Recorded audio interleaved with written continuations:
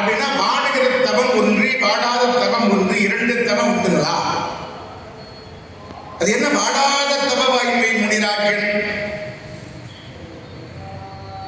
முனிவர்களுக்கு கோபம் உண்டா சபிப்பது இயல்பு, சபிச்சுடுவாங்க கோபம் உண்டா. அப்படி வாழ்நாளெல்லாம் யாருக்குமே சாபமே தராத ஒரு முனிவர் உண்டென்றால் அது வேதவியாச படம். அதனால அவரை மற்ற முனிவர்கள் எல்லாம் ஒன்று கூடி முனிவர்களுக்கு தலைவராக ஏற்றுக்கிட்டாங்களாம். முனிராஜன் பாரதம் சொன்ன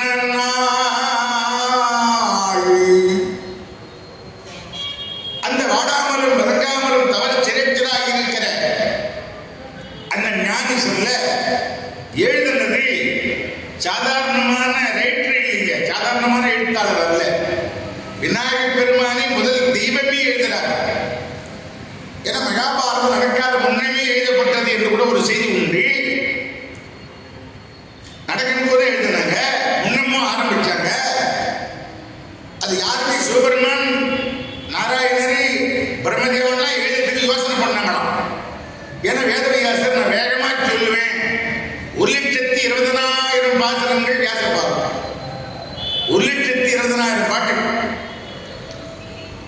5 வருஷம் பேசலாம் சொல்றாங்க. நான் பேசுவோம் சம்பளம் கொடுத்தா கேட்கணுமே.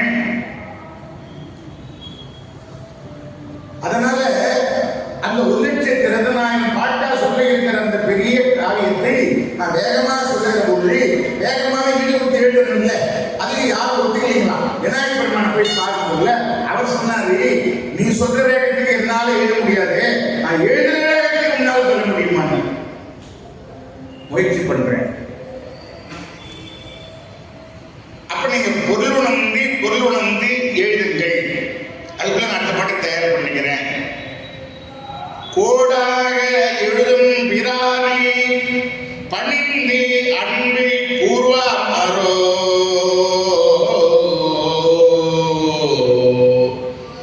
அப்படி காவி காமிர தண்டி கமண்டல ஜடாதாரிய விளங்கும்படியான வேதவியாச பகவான் முனிராஜன் சொல்ல முதல் தெய்வமாய் விளங்குகிற விநாயகர் பெருமான் எழுதின அந்த விநாயகர் பெருமானை வழிபாடு செய்து வணங்கி இந்த மகாபாரதத்தை சொல்ல தொடங்குகிறேன் என்று தொடங்குகிறார்.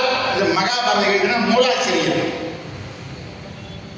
சிவபெருமானுடைய அனுமதியினாலே ஸ்ரீமன் நாராயணரே வந்துதான் வியாசரா வர்றார். வியாசர் யார் என்றால் நாராயணனுடைய அம்சம். கிருஷ்ணர் யாருன்னா நாராயணனுடைய அம்சம், அவதாரம். அப்ப வந்த நாராயண வியாசரா வந்து கதை எழுதி அதே நாராயண கிருஷ்ணரா வந்து அது நடத்தினதுதான் மகாபாரதம்.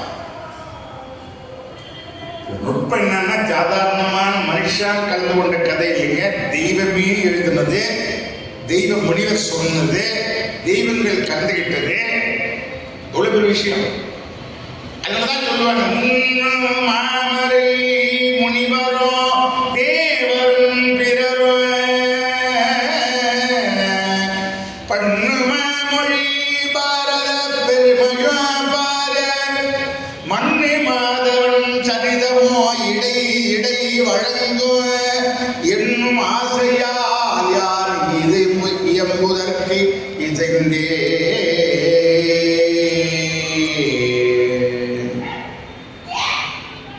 இந்த மகாபாரதத்தை எழுதின நூலாசிரியர் என்ன சொல்றாரு, வில்லிபுத்திராவிழாரு, நான் இது ஏன் ஆர்வமா எழுதணும்னா தெய்வங்கள் கலந்து கொண்டது.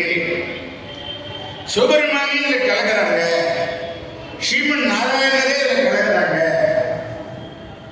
மண்ணு மாதவன் இடை இடை வழங்கும் என்னும் ஆசையால் யான் வீதியம் முதற்கு இசைந்தேன். தெய்வங்கள் கலந்து கொள்கிற காரணத்தினாலே, தெய்வ கடாட்சம் நிறைந்திருக்கிற காரியம் என்பதனாலே இதை எழுதுவதற்கு நான் மனமகிழ்ச்சி அடைகிறேன். இது வாய்ப்பை சந்தோஷமா நான் செய்கிறேன். ஏன்னா நான் இதுவரைக்கும் தெய்வ இசை மழை பொழிந்தார் ரம்யமா ஒரே டோன்ல 10 பேர், அது ஒரு திறமை பயிற்சி வரும். அதுல இடையிலே சொன்ன செய்திகள் டானிக் சாப்பிட்டாப்புல ஆழமான செய்திகள். பக்தினா என்ன,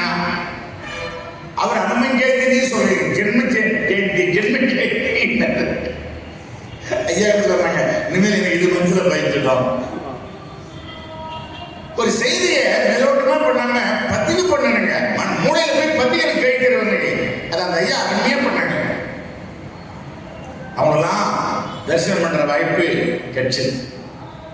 அந்த சின்ன பிள்ளைங்க 2 பேரு ராமன் புகழ், ஜெகம் புகழும் ராமன் புகழ், கேளுங்கள் கதைன்னு 1/4 மணி நேரத்தில் ராமாயணம் முடிக்கிட்டுங்க. 1/4 மணி நேரத்தில் ராமாயணமே முடிக்கிட்டு. அதை விட ஒரு குட்டி பையன் உட்கார்ந்து தாளம் போட்டான் பாருங்க, நான் அவனே தான் பார்த்தேன். அப்படியே அசைஞ்சு அவர் முதல்ல இருந்து கடைசி அவர் இந்த சிரமாட்டம்லாம் புறமான செய்யறது இருந்து குட்டி பையன். இந்த பழக்கத்தை பண்ணிட்டு முன்னாங்க பிள்ளைகள் எதிர்காலத்தில் கெட்ட வழி போக மாட்டான். இது ஊரிட்ட இதுதான் இந்த புராணங்களுடைய இதிகாசங்கள் தேவைப்படுறது, இதுதான் பஜனப்படம் தேவைப்படுறது, இதுதான் ஆஞ்சநேயர் கோயில் தேவைப்படுறது. சும்மா இல்ல, ஜனங்களை நல்வழி கொடுத்தணும். இன்னைக்கு 1 நிமிஷம் வீடியோ ஒன்று பேசுகிறேன். அடியாருடைய யூடியூப்ல 4 வரை மகாபாரத யுத்தம் யாரால் நடந்தது? யாரால் நடந்தது? யாராலும் நடக்கல. தெய்வ நாட்டம், தெய்வமே திட்டம் போட்டு மண்ணாசி பிடித்தால் இப்படிதான் பாதையில போகணும்னா கொஞ்சம் விட்டு விட்டு வாழ்த்துங்க என்பதை நிலைநிறுத்தத்துக்கு, மக்கள் மனதில் பதிய வைக்கிறதுக்கு ஒரு துரியோதனை உருவாக்கி பாதையில அவன் கொண்டு போட்டு இனிமேல் இந்த உலகத்தில் இன்னொரு துரியோதனை உருவாக கூடாது என்பதுதான் அந்த இதிகாசத்தினுடைய நோக்கம். நான் இன்னைக்குதான் கூட்டம் அதிகமா எதிர்பார்த்தேன். கூட்டம் அதிகமா வரும். ஆனா வந்துட்டாங்கன்னா இது சொல்லிக்க ஆரம்பிச்சுட்டாங்கன்னா நலாயினி சரித்திரம் வருதுங்களா, சத்தியவான் சாவித்திரி கதை வருது மகாபாரதத்துல. நலாயினி சத்தியவான் சாவித்திரி கதை, பல முனிவர்கள் செய்திகள், நலமகாராஜா சரித்திரம், இப்படி பல காம்ப்ளெக்ஸ்ங்க. காம்ப்ளெக்ஸ்ல போனா எது வேணாலும் வாங்கலாம். பங்கடியில் போனா குறிப்பிட்ட பொருள், மளிகையில் போனா மளிகை பொருள், பதார்த்த கடை போனா காய்கறி. ஆனால் காம்ப்ளெக்ஸ்ல போனா எதை வேணாலும் வாங்குற மாதிரி மகாபாரதம் ஒரு காம்ப்ளெக்ஸ். அங்க கிடைக்காததுன்னு ஒண்ணு கிடையாதுங்க. சமுத்திரக்கரை ஓரம் போறான், அந்த சமுத்திரக்கரை ஓரத்துல மேல அப்படி கை கட்டி கரை மண்மேல் நிக்கிறோம்னா சொல்லுவாங்க, ஆஹா காற்று ஜில்லுன்னு இருக்குது பாரு, பீச் பீச் தான் அனுபவிப்பாங்க. அதே கொஞ்சம் தண்ணியில இறங்கி நடக்கிறவங்க ஆனந்தத்தை அனுபவிப்பாங்க. நீந்த தெரிஞ்சவங்க அற்புதமா நீராடுவாங்க. வருஷத்துல 1 நாளாவது கடல்ல ஸ்நானம் பண்றது புண்ணியம். வருஷத்துல 1 நாளாவது அதெல்லாம் கடல்ல போய் இப்படிதான் வாய்ப்பு இல்லைங்கன்னா கல்லுப்ப வாங்கி போட்டுன்னா தண்ணி போட்டுன்னு பார்க்க முடியாது. வருஷத்துல 1 நாள் நிறைய விஷயம் இல்லை. அதே கடல்ல மூச்சு அடக்கி ஆழமான போக தெரிந்தவர்கள் விலைமதிப்பு இல்லாத பொருள்களை எல்லாம் எடுக்கிறார்கள். மேலோட்டமா நிற்கிறவன் காற்று அனுப்புகிறான், தண்ணீரை கால வைக்கிறவன் ஆனந்தத்தை அனுப்புகிறான், நீங்க தெரிந்தவன் இன்னும் ஆனந்தத்தை அனுப்புகிறான். ஆழமா போறவன் எப்படி விலைமதிப்பு இல்லாத பொருள்களை எடுக்கிறானோ அதே போல மகாபாரதத்தை மேலோட்டமா கேட்காம பார்க்காம என்ன சொல்லுகிறது என்று சிந்தித்து ஆழ்ந்து ஊன்றி கவனித்து நாம் கேட்கிற போது உங்களுக்கு விலைமதிப்பில்லாத வைரங்கள் எழுதும். ஆமா, மகாபாரதம் அவ்வளவு இருக்கு. அது என்னன்றத அறிய முடிஞ்ச வரைக்கும் நம்ம முயற்சி பண்ணணும். ஏன்னா ஒரு பஸ்ல 60 பேர் பயணம் பண்றாங்க. நம்மால் ஒருத்தர் கோழி ஒண்ணு கண்ணை திட்டு போறாரு, ஒரு கைப்பையை போட்டு மடை வச்சுட்டான் கோழி. பக்கத்துல ஒரு வெள்ளைக்கார உட்கார்ந்தார் ஆங்கிலேயர். அவர் பார்த்துட்டார். அவர் பார்த்துட்டு என்ன கேட்டார் நம்மகிட்ட, அப்படின்னாரு. என்னன்னு கேட்கிறாரு. நம்மளுடைய ஆங்கிலம் தெரியாதுங்களா? அவர் என்ன நினைச்சுக்கிட்டாரு, வாத்து வாத்துன்றான் போல இருக்கு. வாத்து இல்லைங்க, கோழி கோழி. இவர் சொல்ற பதில் ஆங்கிலேயருக்கு புரியல. அவர் என்ன பண்ணாரு, கோயில் எங்க போற முதல் கேள்விதான் பதில் புரியல. 2வது கேள்விக்காக சொல்லாமா வேற யாருக்கு போயின்னா இவன் நம்மாளு இது வேற யாரும் வீட்டு கோழி இல்லைங்க, எங்க வீட்டு கோழிங்க. அதே பதில் புரியல ஆங்கிலேயர். It is 20 rupees. அந்த காலத்துல அதெல்லாம் 20 ரூபாய் தான் கோழி. இட் இஸ் 20 rupees அப்படின்னா நொண்டி கோழி இல்லைங்க, நல்ல கோழி. ஒரு கேள்வி பதில் புரியாதனால கோபத்தை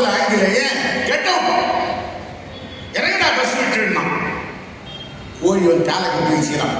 அதான் கட்டதான் அவுத்து சொல்றான் போது, கட்ட அவுத்துட்டா கோழி ஓடி போடணும். இதை கேட்டு பஸ்ல 60 பேர் கொல்லுன்னு சிரிக்கிறாங்க.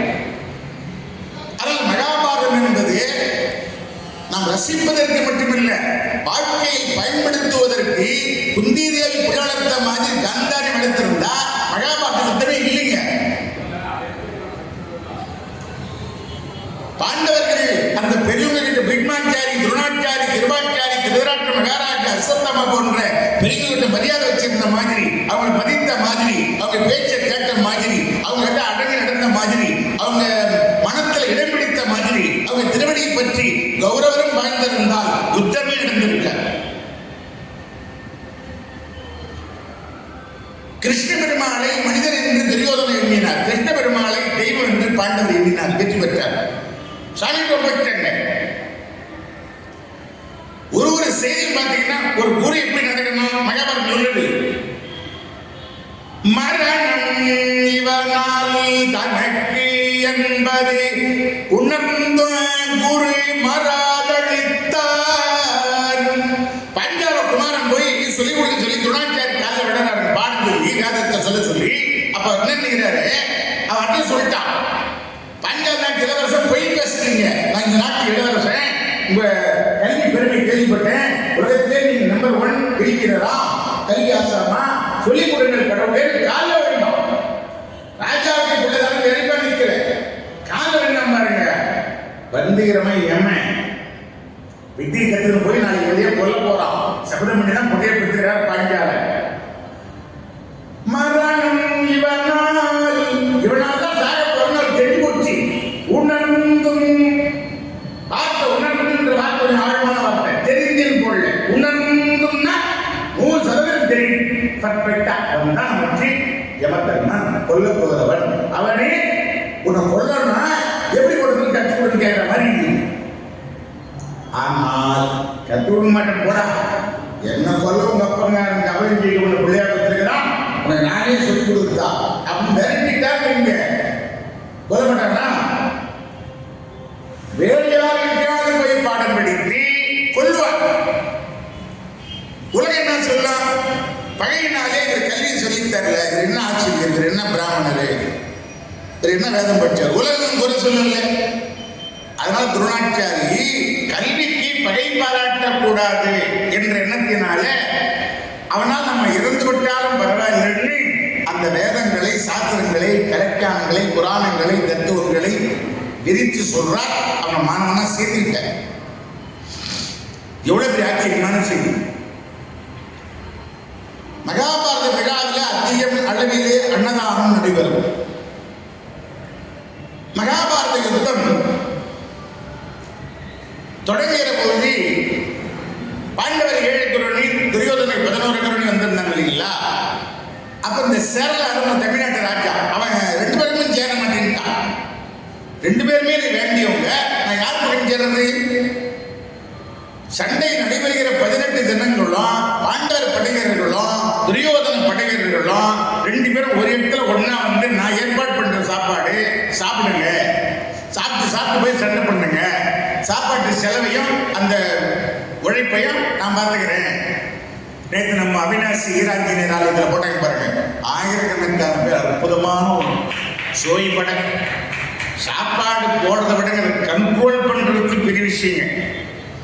ஒரு இடத்துல போக்குறது ஆகாது, பார்த்தா அங்கங்கே கொடுக்குறாங்க. அத்தனை பேரும் பசியா. ஒரு விழாவில் பசியை போக்குறது மெயின் வேலையா. அதனால்தான் நம்ம கர்ம வீரர் கூட பசியினால நிறைய பிள்ளைங்க பள்ளிக்கூடம் வர மாட்டோம்னு, வறுமை காரணமா நிறைய பிள்ளைங்க வரலன்றதை அவர் கண்டுபிடிக்கிறார். அதனால சாப்பாட்டை போடு, அதை சத்துணமா மாத்தினார் எம்ஜிஆர் அவர்கள். இன்னொன்னு சேர்த்தாங்க அடுத்த ஆட்சி வந்த உடனே. ஆக ஒரு அன்னதானம் கூட, கோயில்கள் கூட பாருங்க, அன்னதானம் பிரபல கோயில்களில் 12:30 மணிக்கு அரசாங்க செலவில் அன்னதானம். பசி மோசமானது. நல்லவனை தீவன மாற்றக்கூடிய சக்தி பெற்றது பசி. அதனால பசி இல்லாம பரமதியாக கொண்டாங்க என்று ராஜா கிட்ட வீரபத்ராழ்வார் போய் புகார் பண்றாரு, சொத்துல என்ன தம்பிக்கணும் பிரச்சனை இருக்குது, நீங்க ஒரு தீர்ப்பு சொல்லுங்க. ராஜா பார்த்தா மரபதியார் கொண்டான். பிராமண வீட்டிலேயே சண்டை நடந்தா நம்ம ஆட்கள் நீ உண்மை சண்டை போடுவோம். அதனால அவர் என்ன பண்ணாரு, நீங்க வடமொழியில் இருக்கிற மகாபாரதத்தை தமிழ் எழுதி கொடுங்க, அரங்கேற்றம் பண்ணிட்டு உங்களுக்கு தீர்ப்பு சொல்றேன். 1,20,000 பாசுரங்கள் வியாசபாரதம் வடமொழியில, 16,000 ஏறக்குறைய 16,000 பாசுரங்கள் தமிழ்ல நிலவுல பாரதம், 12,000 பாசுரங்கள் பெருந்தேவனார் பாரதம். அப்படிலாம் இருந்த மகாபாரதத்தை வெறும் 4,360 பாடல்களாக சுருக்கி எழுதினார் இருக்கிறார். இதையே 3 நாள் பேசுறோம். இப்ப 12,000 பாட்டு எத்தனை நாள் பேசுறது, 16,000 பாட்டு எத்தனை நாள் பேசுறது, 1,20,000 பாட்டு என்ன நாள் பேசுறது. அந்த விஜயபுத்திராழ்வார் மகாபாரதத்தை எழுதி கொண்டு வருகிற போது துரியோதன பீமகேன கதையால் தொடைமுறிந்து கீழே விழுந்த உடனே உயிர் போகலைங்க. 18ஆம் நாள் கண்டு அடிபடுறாரு, 19ஆம் நாள் காலையில் தான் உயிர் போகும். அன்று இரவெல்லாம் அந்த சக்கரவர்த்தி ஐயோ அம்மா ஐயோ அம்மா துடித்து செத்து போனான். இதை எழுதுகிற போது எழுதினவர் கண்கள் கொலமா போச்சு. எல்லாம் 4 ஏக்கர் 10 ஏக்கர் வச்சுக்கின்னு சண்டை போட்டுக்கணும். உலகத்தை ஆண்ட பேரரசனுக்கா இந்த கதி. துரியோதன அடிபட்டு வேதனை அடைந்து உயிர் விட்ட போதுங்க, அதன் பிறகு எழுதுறதுக்கு இவர் தோணலை, ஆர்வம் வரல. ஆனா ஒருத்தர் செத்தான்னு ஒரு இதிகாசிக்க முடியலம்மா, அமங்கலமா. அதனால வேண்டி என்ன பண்ணார்களா, மங்களகரமா முடிக்கணும்னு நேற்று எப்படி ராம ராஜ்யம் தொடங்கியது, ராம பட்டாபிஷேக சொற்பொழிலையும் கோயிலையும், அதே போல தர்ம பட்டாபிஷேகம் அப்படின்னு ஒண்ணு 46 பாட்டு சுருக்கி எழுதுறாரு. அரங்கேற்றம் பண்ணிய எந்த சொத்து சண்டைக்கு தம்பி வராங்க ராஜா கிட்ட நீதி கேட்டாரோ அந்த சொத்தை என் தம்பிக்கே கொடுங்கன்னு விழிவுற்றாள். என் தம்பிக்கே கொடுத்துருக்க மொத்தமா. மகாபாரதம் கேட்கிறாரு அண்ணன்னு, அவர் யார் உலகம் மகாபாரதம் கேட்டவரு எங்க அண்ணாவே கொடுத்துருங்க. எந்த சொத்துக்காக சண்டை போட்டுக்கிட்டு அண்ணன் தம்பி வந்தாங்க தீர்ப்பு கேட்டு ராஜா கிட்ட, அந்த சொத்தை மகாபாரதம் கேட்ட பிறகு 2 பேருமே வேண்டாம், கோயிலை வைக்க வரவழைக்க கொண்டார் என்று செய்தி சொல்லுகிறார். அப்ப கேட்போரை, ஆழ்ந்து கேட்போரை, உணர்ந்து கவனித்து கேட்போரை, அந்த பேராசையில் இருந்து விடுபடை செய்யக்கூடிய ஆற்றல் பெற்ற 5ஆம் வேதம் மகாபாரதம். தேவையில்லாத ஆசை இருக்கணும், தேவையில்லாத ஆசை இருக்கணும். சிவபெருமானே 3 கண்கள், சூரியனே வலது கண்ணாகிறான், சந்திரன் இடது கண்ணாகிறான், அக்னி தேவன் நெற்றி கண்ணாகிறான். அக்னியில் தோன்றியவர் ஒரே பெருமான் கந்தவரான். சூரிய வம்சத்து பரம்பரை கதை ராமாயணம். சந்திரன் இடது கண்ணாகிறான், சந்திர வம்சத்து வரலாறு மகாபாரதம். அப்ப 3 கண்ணிலே இருந்து இந்த உலக நன்மைக்காக சிவபெருமானுடைய நெற்றி கண்ணிலே இருந்தும் வடக்கண்ணிலே இருந்தும் இடக்கண்ணிலே இருந்தும் மகாபாரதம் ராமாயணம் கந்தபுராணங்கள் தோன்றி மக்களை நல்வழிப்படுத்துவதற்காக வந்தது. வெறும் கண்கள் என்று நாம் எண்ணிவிடக்கூடாது. இந்த 18 பருவம் மகாபாரத கதையும் நாம் கேட்க போற இந்த 2 வாரம் கேட்க போற மகாபாரத கதையும் 2 வரியில சொல்லணும் அப்படின்னா 2 வரியில விட்டு கொடுக்கிறவன் கெட்டு போக மாட்டான், கெட்டு கொடுக்கிறவன் கெட்டு போகிறவன் விட்டு கொடுக்க மாட்டான். இந்த 2 வரி தாங்க. விட்டு கொடுத்துட்டா சௌக்கியமா இருப்பான், விட்டு கொடுக்கணும்னா கெட்டு போகும். 18 பருவத்தில் இருக்கிற சாரமும் இந்த 2 வரி தான். அப்ப எதுவா இருந்தாலும் விட்டு கொடுத்துட்டு போயிட்டு வாழ்க்கை சுலபமா இருக்கும். சில பேர் சொத்து ஒரு 5 லட்சம் ரூபாய் சொத்துக்காக 50 லட்சம் கோர்ட்டில் போய் நீதிமன்றங்கள் வைராக்கியத்துக்கு செலவு பண்ணும். சொத்து 5 லட்சம் தான் வரும், வைராக்கியம் அவனா நீங்க பார்க்கலாம். அந்த புராணங்கள் வர்ற கதை வில்லன்லாம் பார்த்தீங்கன்னா மீச பெருசா சூரபதுமை, ராவணேஸ்வரன், துரியோதனன், யாருக்கெல்லாம் மீச பெருசா வைராக்கியம் பெருசா. மகாகவி பாரதி ஒரிஜினல் பிராமணர், மீச பெருசு. அவர் சாகவனவரா இல்லை, காந்தி பாய் போறாரு, வாட்ச்மேன் தட்டம் விட்டார் பலாரும் 5 வாட்ச்மேன் அடிச்சுட்டார். நீ யாரா தடையிட்டு? அம்மா கோவம். அதெல்லாம் நாங்கெல்லாம் மீசை சுத்தமா இட்டுறது. வெளியே போற இடத்துல இப்படி இருக்கும். நம்ம கோவப்பட்ட முடியல, கோவம் வராம, அதாக கோவம் வராதுன்னு அர்த்தம் இல்லை, கோவம் குறைக்கணும், சரி செய்து வாழ்க்கை. 18 நாளும் போர்க்களத்தில் கிருஷ்ண பெருமாள் அர்ஜுனன் காலுக்கீழ் உட்கார்ந்து தேர் ஓட்டினார் என்பது மகாபாரத செய்தி அனைவருக்கும் தெரிந்தது. அவன் பார்த்த சாதனை. முழுமையாக யார் தெய்வத்தை நம்புகிறார்களோ, சரணடைகிறார்களோ அவர்களை தேர் ஓட்டி மட்டும் இல்லை, காவல்காரனா, ஏவல்காரனா, தாயா, அடிமையா, என்னவாவது இருந்து அந்த தெய்வம் கவசமாக இருந்து காப்பாற்றும் என்பதை காட்டுவது மகாபாரதம். அதனால்தான் பகவான் தேர் ஓட்டுறார். யார் யாரெல்லாம் இந்த மகாபாரதத்தை விரும்பி கேட்டார்கள் அப்படின்னு இலிமுத்திராகவே பதிவு பண்றார். முன்னுமரை முனிவரோ தேவரோ பிறரோ பண்ணும மொழி பாரத பெருமையும் பாரு. முனிவர்கள், தேவர்கள், கிண்ணறரு, கிம்புடரு, சித்தி வித்யாதரரு, காந்தர்வரி, கந்தர்வரி, கருடரு, அந்தரவானவாசிகள் எல்லாருமே விரும்பி கட்டுகிறாங்க மகாபாரதம். அதனால் நானும் எழுத தொடங்கினேன். சைவ வைணவ பேதமில்லாத நூல் மகாபாரதம். சைவ நூல் சொல்ல முடியாது, இது வைணவ நூல் சொல்ல முடியாது. 2 தெய்வங்கள் இருக்கிறாங்க. உண்மையை சொல்ல போனால் பாண்டவர்கள் சிவபக்தர்கள். பாண்டவர்கள் 5 பேரும் திங்கட்கிழமை பிறந்தார்கள் என்பது மகாபாரதம். திங்கட்கிழமை யாருக்கு உகந்த நாள்? சோமவாரம், சிவபெருமானுக்கு உகந்த நாள். ஆனால் அந்த மகாபாரதம் பண்ற கோயில்கள்ல, ஆத்தூர்ல, சேலத்தெல்லாம் கோயில்கள், சேலம் ஆத்தூர்லாம் திரௌபதியம்மன் கோயில். அந்த திரௌபதியம்மன் கோயில் இருக்கிற சிலைகளை பார்த்தீங்கன்னா, பாண்டவர் சிலைகள்ல தருமர், பீமர், அர்ஜுனன், நகுல, சகாதேவன் எல்லா சிலைகள்லையும் நெத்தியில திருமண் போட்டு வச்சுக்கிறாங்க. நாடகம் ஆடுறவங்களும் திருமண் போட்டு ஆடுறாங்க. பாண்டவர்கள் செய்வர்கள். உள்ளதை மாற்றுறதுக்கு நாம யாரும் வீர வைணவ யாரும் மாற்றிட்டோம். நாடக நடிகர்கள்ல எங்கள் பக்கத்தில் ஒரு நண்பர் சீனுங்கிறார். அந்த ஆசிரியர்கிட்ட நான் சொல்றேன், நாடக ஆசிரியர் எடப்பட்டு சீன் ஆசிரியர். தம்பி, இந்த மாதிரி பாண்டவர் வேஷம் போட்டா நெத்தியில திருநீர் வச்சுன்னு ஆடு பாடணும்.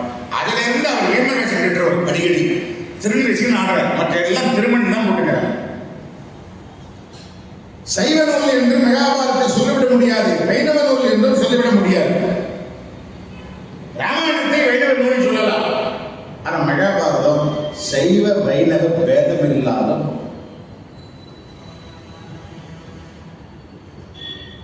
திரௌபதி 5 ஆண்களை திருமணம் செய்தாரே, இது என்னங்க நீங்க பெருச வசதியா சொல்றீங்க? மகாபாரதத்தை நாங்களாம் ஒரு ஆளு தானே கல்யாணம் பண்றோம். 5 பேர் கல்யாணம் பண்ணி வாழ்க்கை என்ன வாழ்க்கை? உலகத்தில் யாருமே இப்படி பண்ண இல்லையே. அது என்ன ஆழங்கால் கொண்ட செய்தி என்றால், புலன்கள் 5, பொறிகள் 5, மனம் என்பது 1. மனத்தின் வழி புலன்கள் பொறியும் இயங்கினாதான் வாழ்க்கை ஒழுங்கா இருக்கும். இந்த 5 வழி போனா எந்த வழியும் போய் சேர முடியாதுங்க. பாண்டவர் என்ற புலன்கள் திரௌபதி என்ற மனத்தின் வழி சென்றதால் ஒழுங்கா இருந்த பாண்டவர் குடும்பம். அப்ப நாம கூட கண்ணு விரும்புறத, மூக்கு விரும்புறத, நாக்கு விரும்புறத, மெய் என்கிற உடம்பு விரும்புறத, காது விரும்புறதெல்லாம் வாழ்ந்தோம்னா வாழ்க்கை பங்கு. மனம் தெளிவா என்ன சொல்லுதோ அது நம்ம நீதிபதி. அது என்ன சொல்லுதோ அதன்படி வாழ்ந்தால் வாழ்க்கை ஒழுங்கா இருக்கும் என்பதுதான் திரௌபதி 1, புலன்கள் பாண்டவர் 5. இப்படித்தான் நாம் எடுத்துக் கொள்ள வேண்டுமே தவிர அது நம்ம குற்றம் காணக்கூடாது. ஏன் குற்றம் காணக்கூடாது நான் சொல்றது தெரியுங்களா? அப்ப 5 பேரும் திரௌபதி தொடரலையா? நீங்க கேட்கலாம். தொட்டாங்க, பிள்ளைங்க பிறகு பிறந்தது. ஏற்கனவே நீங்கள் மகாபாரதம் கேட்டுக்கலாம். நிறைய யூடியூப்ல வருது, திரைப்படங்கள் வருது, சீரியல்ல வருது, இப்ப நிறைய பேப்பர்ல வருது. இப்ப நம்முடைய தகவல் கூட சொற்பொழி தகவல் என்ன மலரா? தினமலர். தினம் மலர்லயே வருதான். நாளைக்கு மாட்டம் போதுறாங்க. இது மாலை முரசு. மாலை முரசு. மாலை முரசு நிருபர் இப்ப நம்ம ஐயா செல்வகுமார் ஐயா அனுப்பிச்சாங்க. நாளைக்கு மாட்டம் வந்து இன்னைக்கு போட்டுக்காரு பார்த்தேன். அப்ப இந்த மகாபாரதம் திரௌபதினா யாரு, பாண்டவன்னா யாரு? திரௌபதி பாண்டவர் வாழ்கிற போது திரௌபதி உடம்பில் ஆட்சி செய்த தேவதை தர்மரோட வாழ்கிற போது தர்மருடைய மனைவியா வாழ்கிறீங்க, யமனுடைய மனைவியா வாழ்ந்தாங்க. அவர் உடம்புல யமனே ஒரு ஆண்டு ஆட்சி செய்தார்களாம். இப்படி ஒரு செய்தி உண்டு. அதனால்தான் ஐவருக்கு ஐயா பத்தினான். கிருஷ்ண பெருமாளா இருக்கிற ஸ்ரீமன் நாராயணனுடைய உத்தரவு கேட்டு தேவர்கள் இந்த அரசெல்லாம் வாங்கினாரு. அந்த அரசெல்லாம் வந்தாங்க, சண்டை முடிஞ்சது, திரும்பி தேவர்களா போயிட்டாங்க. இதான் உண்மை. ராமாயணம் அப்படிதான், மகாபாரதம் அப்படிதான். தேவர்கள் நாராயண பேச்சு கேட்டு வந்து பாத்திரமா நடிக்கிறாங்க. இதுல மகாபாரதத்துல இருக்கிற எல்லா வீராதிகளும் எந்தெந்த தேவராக இருந்து வந்தாங்கன்னு நல்லா பண்ண பாரதத்துல எவிடன்ஸ் ஆதாரங்கள். நான் ஏன் இதெல்லாம் சொல்கிறேன்னா, நாம் அதை குற்றம் கூட கண்டுபிடிக்க கூடாது. தெய்வம் சிவபெருமானுடைய உத்தரவினால் நாராயணரே வந்து நடத்தின மகாபாரதத்துல குற்றம் கண்டுபிடிச்சு நாம யார்? சிவபெருமான அமைப்புதான் நான் வந்திருக்கிறேன்னு கிருஷ்ணர் கீதையில அர்ஜுனனுக்கு தெளிவா சொல்றாரு. ஏய், சங்கரன் உத்தரவுடா, சாமி உத்தரவுடா, அது சொன்னதை செய்துட்டு போறதாண்டா நம்ம வேலை. என்ன பில்ல அம்ப தொட்டு அடி, நீ வந்து யுத்தத்தை தேடல, அது தானா வருது. அரச தர்மம், பம்பு சண்டை போகக்கூடாது, வந்த சண்டை ஒரு அரசு விடலாமா என்று கீதையில சிவனால் தான் இந்த செயல் நடைபெறுகிறது என்று கிருஷ்ண பெருமாளே சொல்றார். சௌக்கியமா வாழ்கிறவர்கள் கூட, பெரிய செல்வாக்கள வாழ்கிறவர்கள் கூட ஒரு நாள் பெட் இல்லாம, லைட் இல்லாம, தலையணை இல்லாம சாதாரண தரையில வருஷத்துல ஒரு நாளாவது படுத்து பழகணும். பாண்டவர்கள் இந்த பயிற்சி கிடைக்குது. ஒரு ஆண்டு அரசர்களாக சக்கரவர்த்தி பட்டமே கிடைக்கிறது. தர்மர் சாம்ராட் பட்டம் உலக பிரபலமா வாழ்றாங்க. திடீர்னு பார்த்தா 12 வருஷம் காட்சி போகிறாங்க. அந்த காட்சியில் ஏது வசதி? நாட்டில் வாழ்கிற பொழுது கை தட்டினா 1000 வேலைக்காரங்க உத்தரவு உத்தரவு ஓடி வந்து பண்ணி செய்வாங்க. நாட்டில் பணியாட்கள் இல்லை, சமையலாட்கள் இல்லை, சமையல் பொருள் இல்லை, விரும்பிய ஆடை இல்லை, தங்க வசதி இல்லை. வாய்க்கால படுக்கணும், மரப்பு தலையணை, சுடு நீர் குடிக்கணும், பாறாங்கல்ல மேல படுக்கணும், மிருகங்கள் தொல்லை. எப்படி வாழ்ந்திருப்பாங்க? சாதாரணமானவர் போய் காட்டில் வாழலாங்க.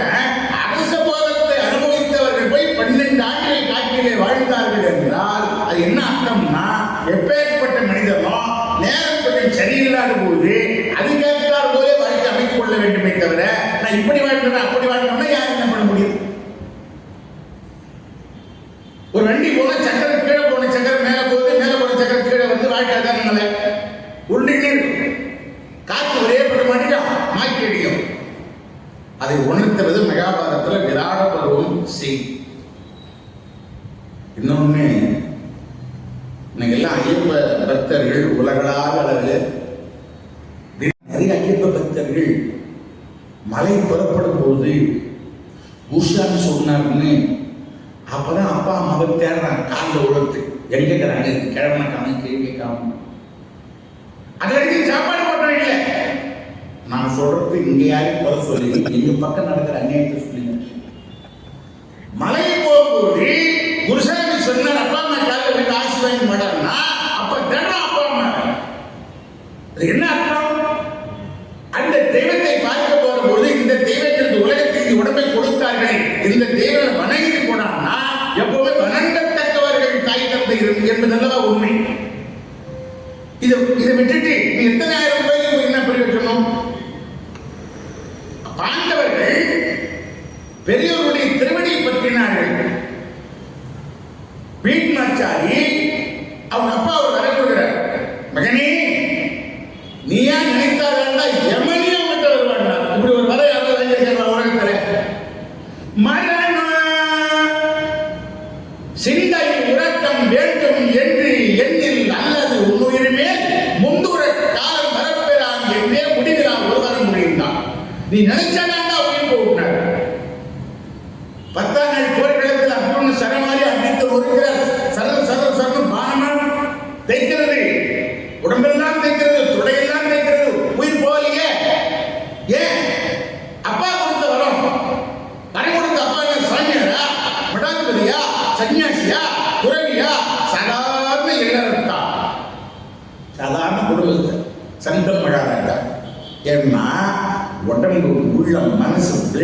எல்லாம் 100% மெயின்ல அந்த வரத்தை போகுது.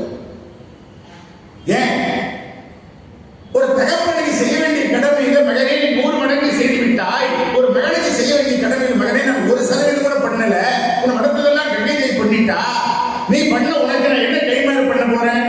அதனால யமன் நினைச்சாதான் வருவான், வர கொடுப்பார். அது பழிக்கிறது. என்ன அர்த்தம்? பெரியோருடைய ஆட்சி தெய்வ கருணையை விட சக்தி வாய்ந்தது என்பதை காட்டுகிறது மகாபாரதம். தெய்வ கடாட்சத்தை விட பெரியோர் குடும்பத்தில் பாட்டி, அத்தை, மாமா, அம்மா, அப்பா, அண்ணன், அக்கா, இந்த உறவு முறைக்கு பாருங்க.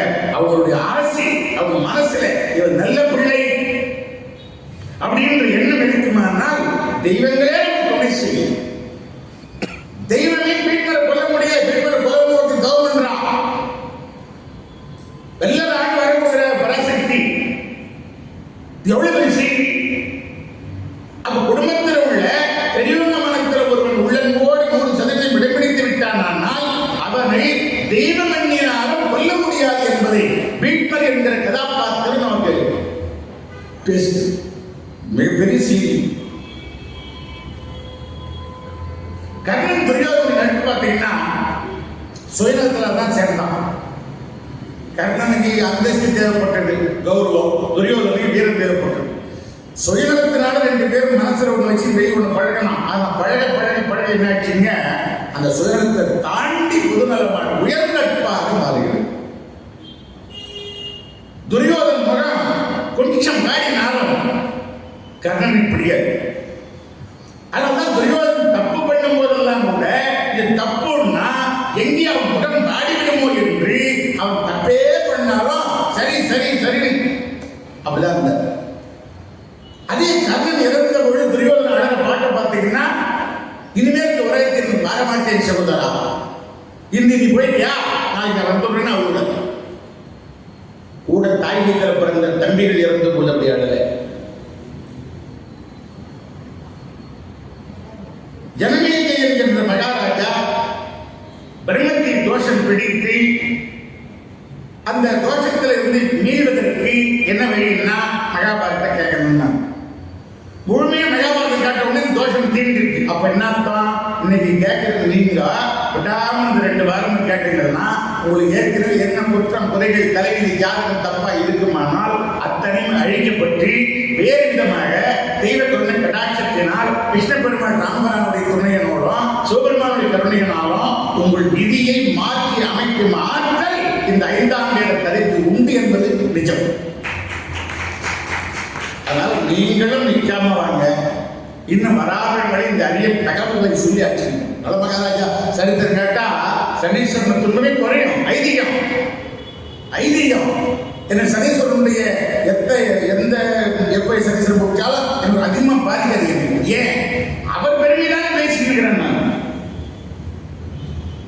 கெட்டவங்க நல்லவன் உயர்த்தி சம்பந்த பெருமானே பேசுறாங்க. நல்ல அவை நல்ல அடியாரவருக்கு மிகவே வசதியா பேசுறப்ப யாரும் மயங்காட்டுவார்.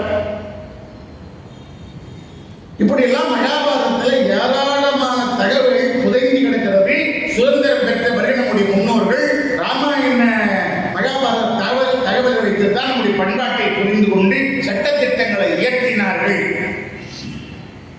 சந்திர வம்சம் மொத்தம் 55 தலைமுறையில மகாபாரதத்தில் வாழ்ந்த வீரர்கள் 40 தலைமுறை வீரர்கள் வாழ்ந்தார்கள்.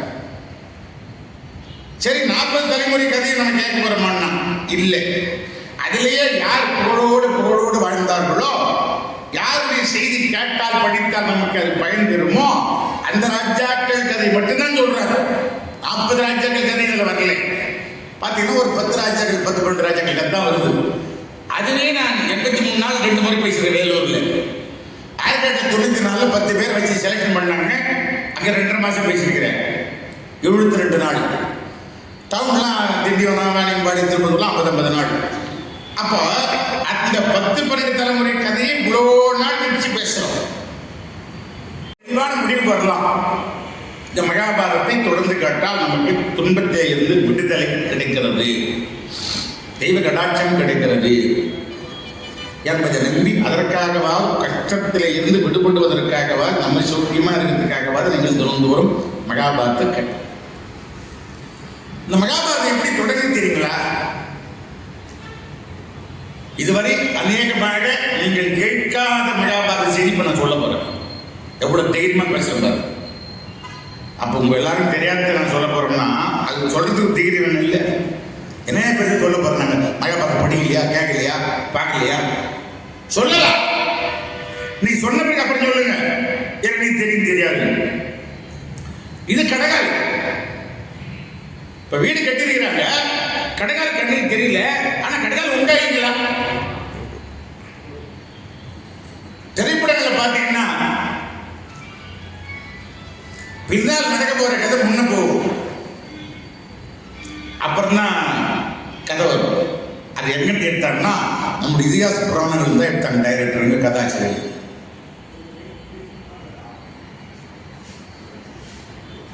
கடைசி ஜனமேஜ மகாராஜ ஆட்சி காலத்தில் நடந்த ஒரு தகவல் தான் முதல்ல வருது. அப்ப ஜனமேஜ மகாபாரதம் கேட்கிறார். கேட்கும்போது தான் சந்திர வம்சத்திலிருந்து வருது தொடங்கி. பதங்களி அணைய ஞான பயிலவர் என்னும் நாமர்க்கு இதங்கிய சீட நண்பால் இணையிலா மறை குளத்தோ கதங்களை நீக்கி ஆசான் கழித்திட வழிபட்டானால் உதங்கள் என்றுரைக்கும் பேரோன் கலையெல்லாம் உணர்வான் வேண்டி காட்டிலே பைரவ முனிவர் என்ற ஒரு மகான் பிள்ளைகளுக்கு வேதங்களை சொல்லித் தருகிறார். குருநாதராக ஞானாசிரிய பெருமானாயர் ஒரு 50 பிள்ளைகளை விட்டப்படுகிறாங்க. அப்போ உதங்கர் என்ற பிராமண பிள்ளை அந்த வகுப்புல புதுசா போய் சேர்றாருங்க. சேர்கிற இந்த மாணவர் நல்ல கற்பூர புத்தியா இருக்கிறார். மாணவர்கள் 3 வகை: கற்பூரம், கரி, கதலி. கற்பூரம் எப்படி நெருப்பு காட்டு உடனே பிடிச்சிதோ அதே போல முதல் மாணவன் என்று சொல்லப்படுகிறவன் சொல்லுகிற போது தட்டு மந்திர பங்கிடும் முறை வைக்கிறோம். இந்த 2ஆம் தர மாணவன் பாருங்க, அவன் வந்து கரிடான நெருப்பு மேல கறி போட்டா இடியாது, புசு புசுன்னு 2 தடவை ஊதணும், திரும்பி திரும்பி சொல்லணும். புரியுது சார், புரியுது சார். 2ஆம் தர மாணவன். இந்த 3ஆம் தர மாணவன் பாருங்க, அவன் கதலிடாங்க, வாய் தள்ளி நெருப்பு மேல வாய் தள்ள போட்டா எரியுமா? நெருப்பு அனுப்பிச்சிடும். 3ஆம் தர மாணவன் அவன் என்ன சொல்லுவான், எனக்கு வாத்தியார் சரியில்லை. வாத்தியார் எப்படி சரி இருந்தாருன்னா, யார் ஆசிரியர் சரியில்லைன்றானோ அவன் 3ஆம் தரமான அடையாளம் கண்டுபிடிச்சிடும். கல்வி படிக்கிற பொழுது குருவை தெய்வமாக மதிப்பார்கள் பிள்ளைகள். குரு மேல ஒரு பயம் உண்டு, மரியாதை உண்டு, அதனால பக்தி வந்தது, அதனால கல்வி வந்தது, அதனால வாழ்க்கை சௌக்கியமா இருந்தது. நீ எதுவுமே நடத்துற ஆசிரியர் நின்று நடத்துறார் பாடம், கேட்கிற பிள்ளைங்க உட்காந்து கேட்கணும். அதுல ஒரு டேபிள் எதிரில் அது அறையெல்லாம் இருக்கும். ஒரு பையன் வாத்தியார் பாட்டு நட்டுங்கிறாரு, என்னை யார் என்று என்னை என்னை நீ பார்க்கிறாய். யாரா பாட்டு பாடுறேன், இது யார் பாடும் பாடல் என்று சார் கேட்கிறார். இப்படித்தான் எப்படி பாடுறோம்? பாடம் நடத்துகிற பொழுது முழுமையா தெய்வமா குருநாதர் மதித்தவர்கள் வாழ்வில் வளர்ந்தார்கள். குருவை அலட்சியப்படுத்தவர்கள் வாழ்வில் கஷ்டப்பட்ட வாழ்க்கை. ஒரு வகுப்புல பாடம் நடந்துகிட்டே இருக்குங்க, ஆசிரியருக்கு தும்மல் வந்து பிள்ளைங்களை கொஞ்சம் செய்யும் செய்யப்பட்டது. நடத்துறீங்க எனக்கு தும்மல் வரக்கூடாதா? இனிமே நான் சிரிச்சுன்னா, நான் தும்மன்னா சிரிக்கூடாது. எனக்கு தும்மல் வந்துருக்குன்னா நீங்க எல்லாரும் என்ன பண்ண தெரியுமா, 2 கையும் தூக்கி தலைமையில வச்சு அண்ணாமலைக்கு அரோகரா சொல்லணும். இது வகுப்புல வழக்கமா போச்சு. எப்படா வாய்க்கால் திருப்பிட்டாருன்னா பிள்ளைங்கலாம் 2 கையும் தூக்கி தலைமையில வச்சு அண்ணாமலைக்கு அரோ வழக்கம். ஒரு நாள் காற்று பகுதியில் வேடிக்கை காட்டுறது ஆட்சி போனாங்க.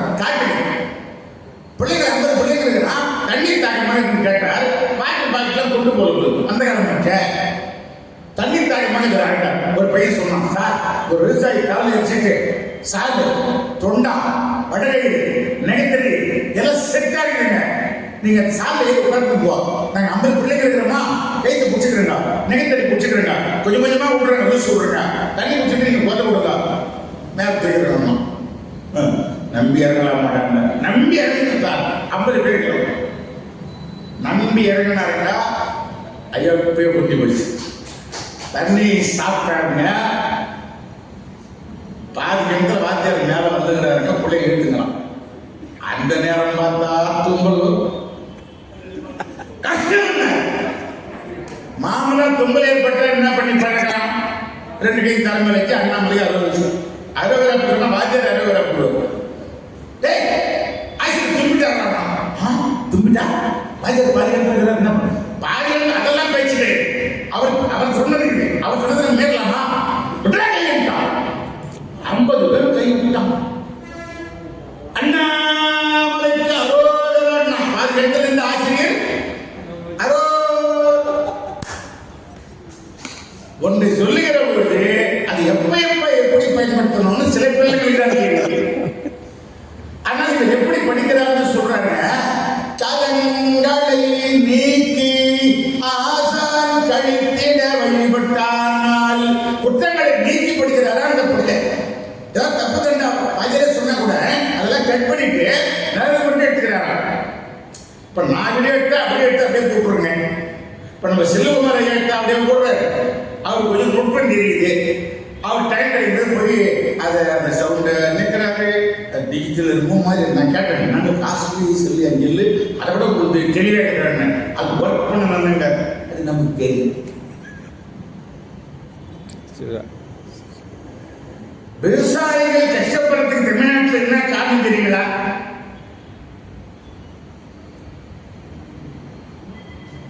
அவரவர்கள் தயாரிப்பு பண்ற எல்லா பொருளும் அவன் வேலை சொல்றான். விவசாயிகள் 3 மாசம் 4 மாசம் இரவு பகலா பாம்பு வச்சு செத்த கேள்வி இல்லை. நாராயணசாமி நாயுடு காலத்துல எம்ஜிஆர் ஆட்சியில பாம்பு வச்சா 10,000 கொடுக்கணும் சொன்னாரு விவசாயிகள். அப்ப 10,000 எம்ஜிஆர் ஆட்சியில். இன்னைக்கு அது கூட கிடையாது. அப்படி 3 மாசம் 4 மாசம் கஷ்டப்பட்டு கடுமையான உழைத்து நம்ம சாப்பிடுற உணவை தயார் பண்ணுகிற விவசாயி அவன் தயாரிப்பு பண்ற பொருளுக்கு அவன் விலை செல்ல முடியாத அவலம் தமிழ் மண்ணில் நடைபெற்றுக் கொண்டிருக்கிறது. அது எப்படி நியாயம் ஆகும்? இப்ப என்னதான் சொற்பொழி கேட்டா நான் ஒரு தொகையை சொல்றேன், அது முக்கியமா தான் வருவேன் நான் சொல்றேன் எல்லாருமே. ஆனா விவசாயி மட்டும் ஒரு இறைச்சவாயின் போல அனைவருக்கும் உணவு கொடுப்பவனே உயிர் கொடுப்பவனே அவன் தான். அவர் பின்னால் தான் எல்லாரும் கை கட்டி போகணும். திருவள்ளுவர் அழகை வச்சுக்கிறார். இன்னைக்கு விவசாயி பின்னாடி விளக்கும் போது சோறு கொடுக்கிற நிம்மதியான சோறு கிடையாது. அது ஒரே ஒரு அரசியல் கட்சி தான் தமிழ்நாட்டில் இந்த விவசாய பொருள்களை ஸ்டாக் வச்சு அதை எப்படிலாம் விதை நேர்த்தி பண்ணி நிலவித்தா அவங்க லாபம் வருமோ அதை பண்ணணும்னு 40 வருஷமா ஒரு அரசியல் வச்சு கட்சி கிடக்கிறார். எவங்க எல்லாருமே கடல்ல கிடைக்குது. அதை கட்டு விவசாயத்தை 12 மாசம் பெருகினா ஏராளமான தானியம் வந்து தமிழ்நாடு பணக்காரா போட்டு கட்டுறாரு. எவ்வளவு ஓட்டு போடுறோம்? எல்லாம் இன்றைக்கு கிடைக்கிறது என்னன்னு தான் பார்க்கணுமே தவிர நம்ம பிள்ளை வாழ்க்கை பேர வாழ்க்கை யார் யோசிக்கலாம்? யோசிக்கிறது இல்லை. பாவ புண்ணியத்தை பத்தி யோசிக்க நாட்டில் தப்பு நடக்குங்களா? ஒரு பாவக்காய் நடக்குமா? ஒரு உயிர்ப்புள் நடக்குமா? கட்டுப்புறான ஒன்று இருக்கு. அந்த கருட புராணத்துல தப்பு பண்ணவனை என்ன தண்டனை 100 எழுதிச்சுக்கிறாங்க. ஏன் அதை படித்தாலாவது மனுஷன் தப்பு பண்ணாம இருக்கட்டும் அப்படின்னு. ஆனா தப்பு பண்ண என்ன சொல்றான்?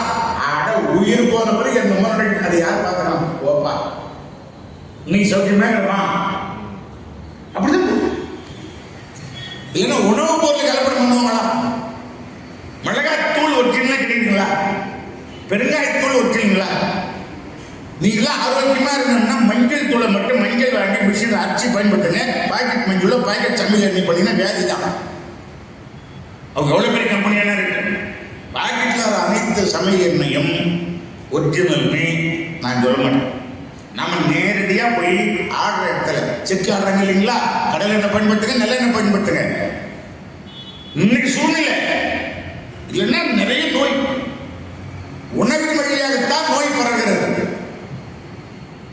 அதனால நம்ம உணவை ஜாக்கிரதையா பார்த்து பண்ண வேண்டியிருக்கு. பச்சை காய்கறிகள் கூட விவசாயிகள் கூட பல பழக்கத்துக்கு நம்ம பண்றாங்க, மருந்தடிக்கிறாங்க. அதை மஞ்சள் கழுவுக்கு போட்டு 4 மணி நேரம் தண்ணியை ஊற வச்சு நல்லா கழுவிட்டு அப்புறம் தான் சமையல் பண்ணணும்ன்றாங்க. யார் பண்றாங்க? 4 மணி நேரம் மஞ்சள் உப்பு போட்டு ஊற வைக்கிறாங்க கிடையாது. இந்த பிள்ளை எப்படி படிக்கிறாருங்களா? காதங்க குற்றங்களை நீக்கி படிக்கிறார். கல்வி ஆசானுக்கு அவங்க மேல ஒரு பற்று, ஒரு பாசம் வந்துடும். அதனால என்ன பண்ணாருங்க, என்ன வேலை வாங்கினா கூட அந்த பிள்ளையை கூப்பிட்டு வேலை வாங்குறாரு. தம்பி கண்ணே உதங்கா, செல்வமே உதங்கா, டேய் உதங்கா, குழந்தை உதங்கா, எது எடுத்தாலும் உதங்கா உதங்கா உதங்கா. அன்பு நல்லா படிக்கிறான், அவன் மேல ஒரு அன்பு. ஆனா மற்ற 50 பிள்ளைகள் பொறாமடைகிறார்கள். என்னடா நம்ம எவ்வளவு நாளா படிக்கிறோம், நேற்று வந்த பையன் இவன், நம்ம கல்வியாசான் இவன் மேல உயிரா இருக்கிறாரு, அவன் மேலேயே சொல்றாரு. ஏன்னா வேலை சொன்னா கூட அவனையே சொல்றாரு. மற்ற பிள்ளைகள் பொறாமடைந்தார்கள். கல்வியில போட்டி இருந்தா ஜெயிக்கலாம், பொறாமப்படக்கூடாது. மற்ற பிள்ளைகள் பொறாமையடைவதை அந்த ஞானாசிரியர் உணர்ந்தார். மற்ற பிள்ளைகளுக்கு என்னுடைய கல்வியின் மகத்துவத்தை, குரு பக்தியை புரிய வைக்கணும் அப்படின்னு ஒரு ஆலோசனை பண்ணி, நாளைக்கு காட்டு பகுதியெல்லாம் உங்களுக்கு போய் சுத்தி காட்ட போறேன். புள்ளிமான்கள், காட்டு யானைகள், அழகழகான நிறைய இயற்கை காட்சி காட்ட போறேன். யார் யார் வரீங்கன்னா எல்லாம் கை தூக்குற 50 பேரும் வரணும். 50 பேரை என்னோட வருகிற போது ஒரு பிள்ளை மட்டும் ஆசிரமத்தில் தங்கியிருந்து அவபாச சக்தி நான் ஒன்று வச்சு தினம் பூஜை பண்றேன். பூஜை ரூம்ல அதை பாதுகாத்துனே இங்கே இருக்கணும், பாதுகாக்கணும். அது எந்த இடையூறும் வந்துடக்கூடாது. அதை யார் பண்றீங்கன்னா ஒரு ஆளும் கையெழுத்து போல. இவர் மனசுல இடம் பிடித்த பிள்ளைகிறான் பாருங்க, அவன் போகணும் கையை உதங்க. அவுபாசன சக்தினா என்னன்னு கேட்டீங்கன்னா, திருமணம் நடைபெறுகிற போது பிராமணர் யாகம் பண்றாரு இல்லைங்களா, அந்த யாகம் பண்ற அஸ்தி, அந்த சாம்பல இப்பெல்லாம் கீழே கொண்டு வந்துடும். அப்போ புது டவல் அதில் ஐயர் குட்டி சூடான பிறகு அந்த அக்னி பண்றத, அதை ஏராளமான மந்திரம் ஜபிக்கப்பட்டிருக்கிறது. அது கீழே பண்றதோ காலையில் பண்றதோ மகாபாவம் நம்ம பண்ணிடுறோம். அது புது டவலை சுற்றி பூஜை வச்சு தினந்தோறும் அவங்க கும்பிட சொல்லுவாங்களாம் மணமக்களை ஐயர்கள். அது பேர் அவுபாசன சக்தி, பழங்காலத்தில் இருந்து. அதான் அவர் பண்ற அந்த குரு. அந்த அவுபாசன சக்தியை நம்ம வெளியே போயிட்டு வரும்போது பாதுகாக்கிறவன் யாருன்னா அந்த உதங்கன் என்ற பொண்ணுதான் கை தூக்கணும். நான் பாதுகாக்கிறேன். 50 பேர் மாட்டான் உதங்க மாட்டான், ஏதோ தப்பு பண்ண போறான், ஆசிரியர் சபிக்க போறார். இவ்வளோ நாளா கண்ணி உதங்கா, செல்வமி உதங்கா, குழந்தை உதங்கா, எல்லாம் டெமல் அப்படின்னு மற்ற பிள்ளைகள் சந்தோஷப்படுறான். அவுபாசன சக்தியை அவர்கிட்ட கொடுத்துட்டு மற்ற பிள்ளைகள் ஆட்சியம் போய் வனம் மனாந்திரங்கள் எல்லாம் இயற்கை அழகெல்லாம் காட்டுறாங்க. இயற்கை அழகை காட்டுகிற போது ஒரு மலை மேல் தொலைக பல மைல் தொலைகி போயிட்டு ஒரு மலை உச்சி மேல போய் குருநாதர் 50 பிள்ளைகள் உட்கார வச்சுட்டு வாயு தேவனை வருண தேவனை கூப்பிட்டார். மழைக்கு அதிபதி, காற்றுக்கு அதிபதி. சுவாமி வணக்கம், நீங்க 2 பேரும் போயிட்டு என் பர்ணசாலை பக்கம் கடுமையான மழையும் கடுமையான காற்றும் கொடுங்கள். காற்று மழை ஆசிரியர் பக்கம் சரியா வெள்ளமா பொருள். மலை பகுதியில் வருகிற பகுதியில் கிடையாது. ஆசிரியர் பக்கம் பேய். இது பேடி பார்க்க 50 பேருவா ஒய்ஞ்சாங்க உதங்க ஒய்ஞ்சா. வெள்ளம் அதிகமாக போகுது, தண்ணியோட தண்ணி அச்சும்பாவா சமுத்திரத்துக்கு தொட ஒழிட்டு என்றும் 50 பிள்ளைகளை சந்தோஷப்படுறான். வெள்ளம் வர வர அவர் என்ன பண்ணாருங்க, உதங்கரு அந்த அவுபாசன சக்தி கை எடுத்துட்டார். தண்ணியில் படாம 2 கைகளாக மூடிட்டார். குருநாதா குருவின் பாதம் போற்றி, குருவின் தாழ் போற்றி, ஞானாசிரிய பெருமான் திருவடிகள் போற்றி, குருவடி திருவடி. குருநாதா இதையே மந்திரம் போல சொல்லிட்டு அவுபாசன சக்தியை ஒரு சொட்டு தண்ணிப்படாம பார்த்துக்கிறது. வெள்ளமானது இடுப்பளவு வந்து மேல மார்பளவுலாம் வெள்ளம் நிற்க முடியுது. கால் கண்டது. இந்த மழை கதிபதி பார்த்தான், பிள்ளை சங்கடப்படுறான், சின்ன பையன் போய் ஐயா இதோட மழை நிற்றோம், இன்னும் மழை கொடுங்க, இன்னும் காற்று கொடுங்க. சல சல சல சல சல சல சல சலன்னு மழைங்க. நீ கைகரவேல் ஆழியுள் பூக்கு முகந்தி கொடி ஆர்த்தி ஏறி. மழை எப்படி வருதுன்னா ஆண்டாள் விஞ்ஞானத்தை எதிராக ஒரு பாட்டு. சமுத்திரத்தில் இருக்கிற நீரை சூரியன் ஒளியினால கிரகித்து கருமேகங்களாக மாற்றமாகி அந்த குளிர்ந்த காற்று வீசுகிற பொழுது மின்னி பழம்புரி போல் நின்றதிருந்து சாராதே ஒரு சாழ மழை போல் வாழ உலகினில் பெய்திடாய் நாங்களும் மார்கழி நீராட மகிழ்ந்தேலோ ரெம்பாவாய். தை பிறந்தால் வழி பிறக்கணும் ஒரு பழமொழி. என்ன தை பிறந்தா வழி பிறக்கலாம்? விவசாயிங்க பொங்கலுக்கு வச்சு நெல் அறுவடை பண்ணி பச்சையச்சு புது பச்சையச்சு புது மஞ்சள் புது ஆடை புது மண்பானை புது அடுப்பு புது ட்ரெஸ் எல்லாம் புதுசா இருக்கு பொங்கலுக்கு. தை பிறந்தா வழி பிறக்கலாம். இன்னொரு காரணம், மார்கழி முழுவதும் பெண்கள் விரதம் இருப்பார்கள். பெண்கள் விரதம் இருப்பார்கள். நல்ல கணவன் கிடைக்கணும், நல்ல கணவன் கிடைக்கணும். தை பிறந்த பிறகு நல்ல கணவன் கிடைப்பான். எப்படின்னா, இந்த எந்த வீட்டில் எத்தனை பெண்கள் இருக்கிறாங்களோ பூசணி பூ வைப்பாங்க. 3 பெண்கள் திருமண வயசுல இருக்கிறாங்க ஒரு வீட்டுலன்னா 3 பூசணி பூ வைப்பாங்க. பூசணி பூ வச்சு புட்டா வச்சு புட்டா ராமராஜன் பாட ஒரு படத்துல. அது சாதாரணமான செய்தி இல்லை. அந்த ஒரு வரி இருந்தாலும் பெண்கள் திருமண வயதில் பெண்கள் வைத்திருக்கிறவர்கள் ஒரு பெண்ணுக்கு தினம் ஒரு பூ வைப்பாங்களாம். 2 பெண்ணுங்கிற வீட்டில் தினம் 2 பூ வைப்பாங்களாம். அந்த மாமன் மச்சான் முறை உள்ளவங்க பார்த்தாங்கன்னா, ஓ நம்மளால 2 பொண்ணு இருப்பா, சரி பொங்கல் கேட்டு போய் நம்ம பையனுக்கு பொண்ணு கேட்கலாம் முடிவு பண்ணுவாங்க. 1. 2வது இன்னொரு பொருள் நிறைய செய்திங்க.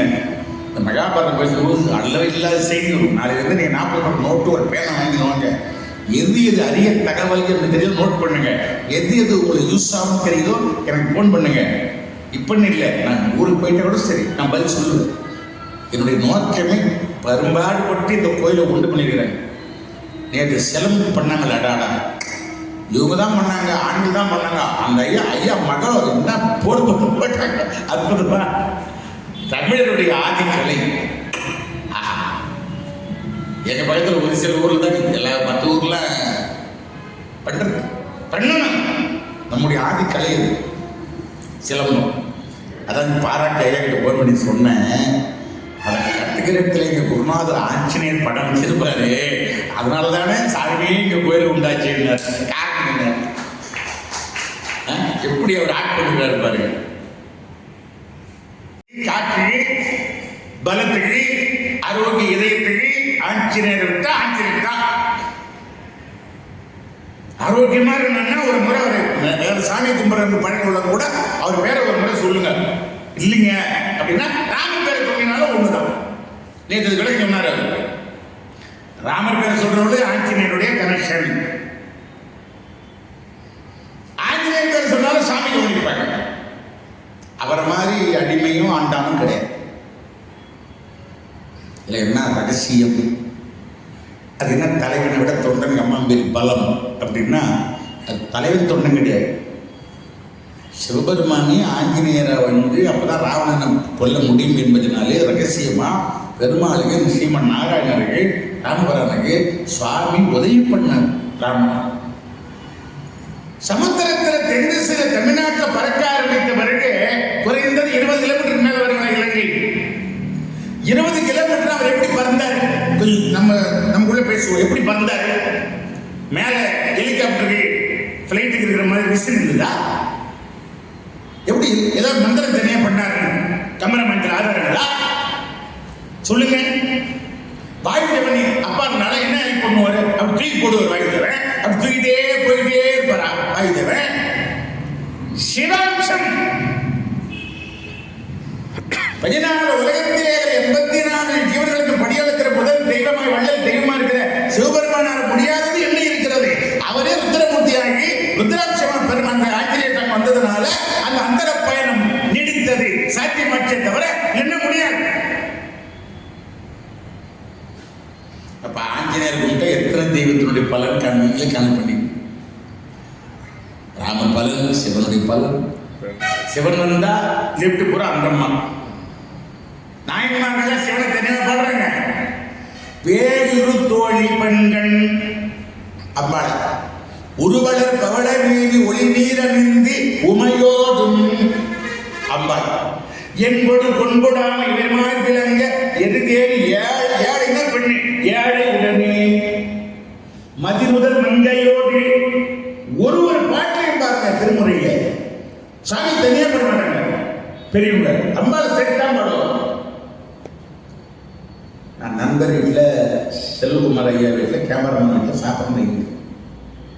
நான் என்ன சொல்றேன், நண்பர் வீட்டில் சாப்பாடு போடுறாங்க, நண்பர் சாப்பாடு அப்படின்னு சொல்லுவோம். சாப்பாடு வரைய போடுவாங்க, அவன் மனைவி வருவாங்க, அவங்க பிள்ளைங்க உதவி பண்ணியிருப்பாங்க. ஆனால் நம்ம சொல்லும்போது என்ன சொல்றோம், அந்த குடும்பத் தலைவன் பேர் மட்டும்தான் சொல்றோம். அது போல சிவன் பேர் எங்கெல்லாம் அடிபடுகிறதோ, எங்கெல்லாம் சொல்லப்படுகிறதோ அங்கெல்லாம் சக்தி உண்டு.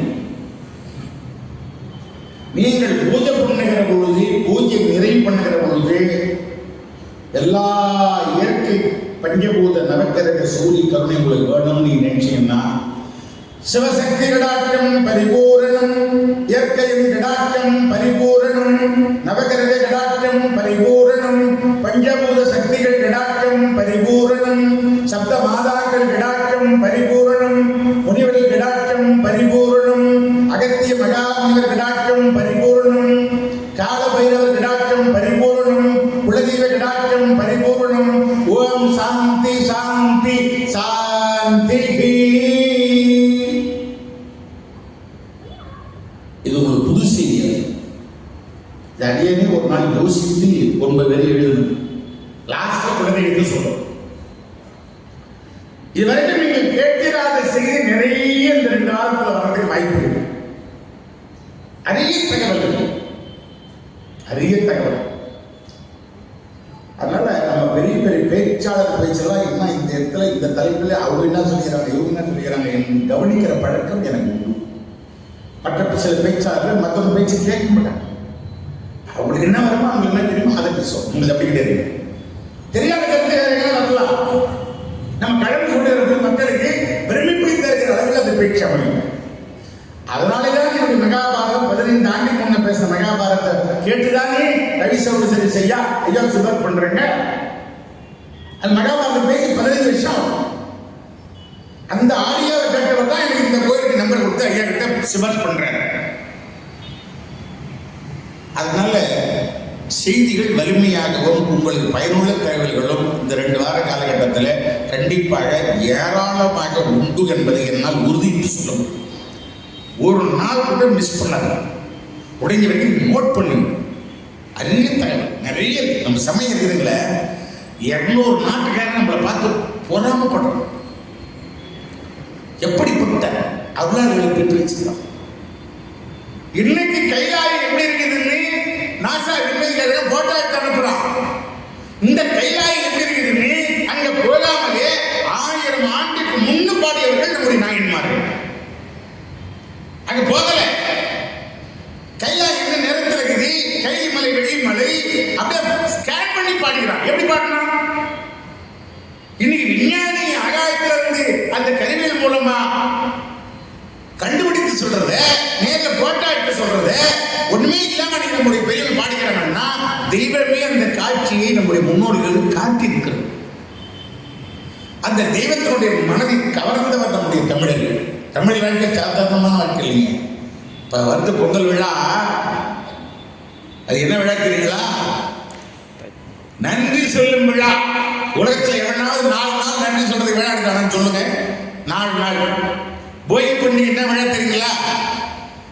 இந்திர விழா. 7 கரிமேகங்களுக்கு அவன் தான் தலைவன். அவன் அனுமதியோட தான் மழை பெய்யும். இனிமேல் நீங்க சொன்னாலும் மழை பண்ண மாட்டோம், காத்து கொடுக்க மாட்டோம். ஏன்? அவன் சபிப்பேன்றான். அவன் சொன்னதான் கேட்பீங்களா? நான் குரு இல்லையா?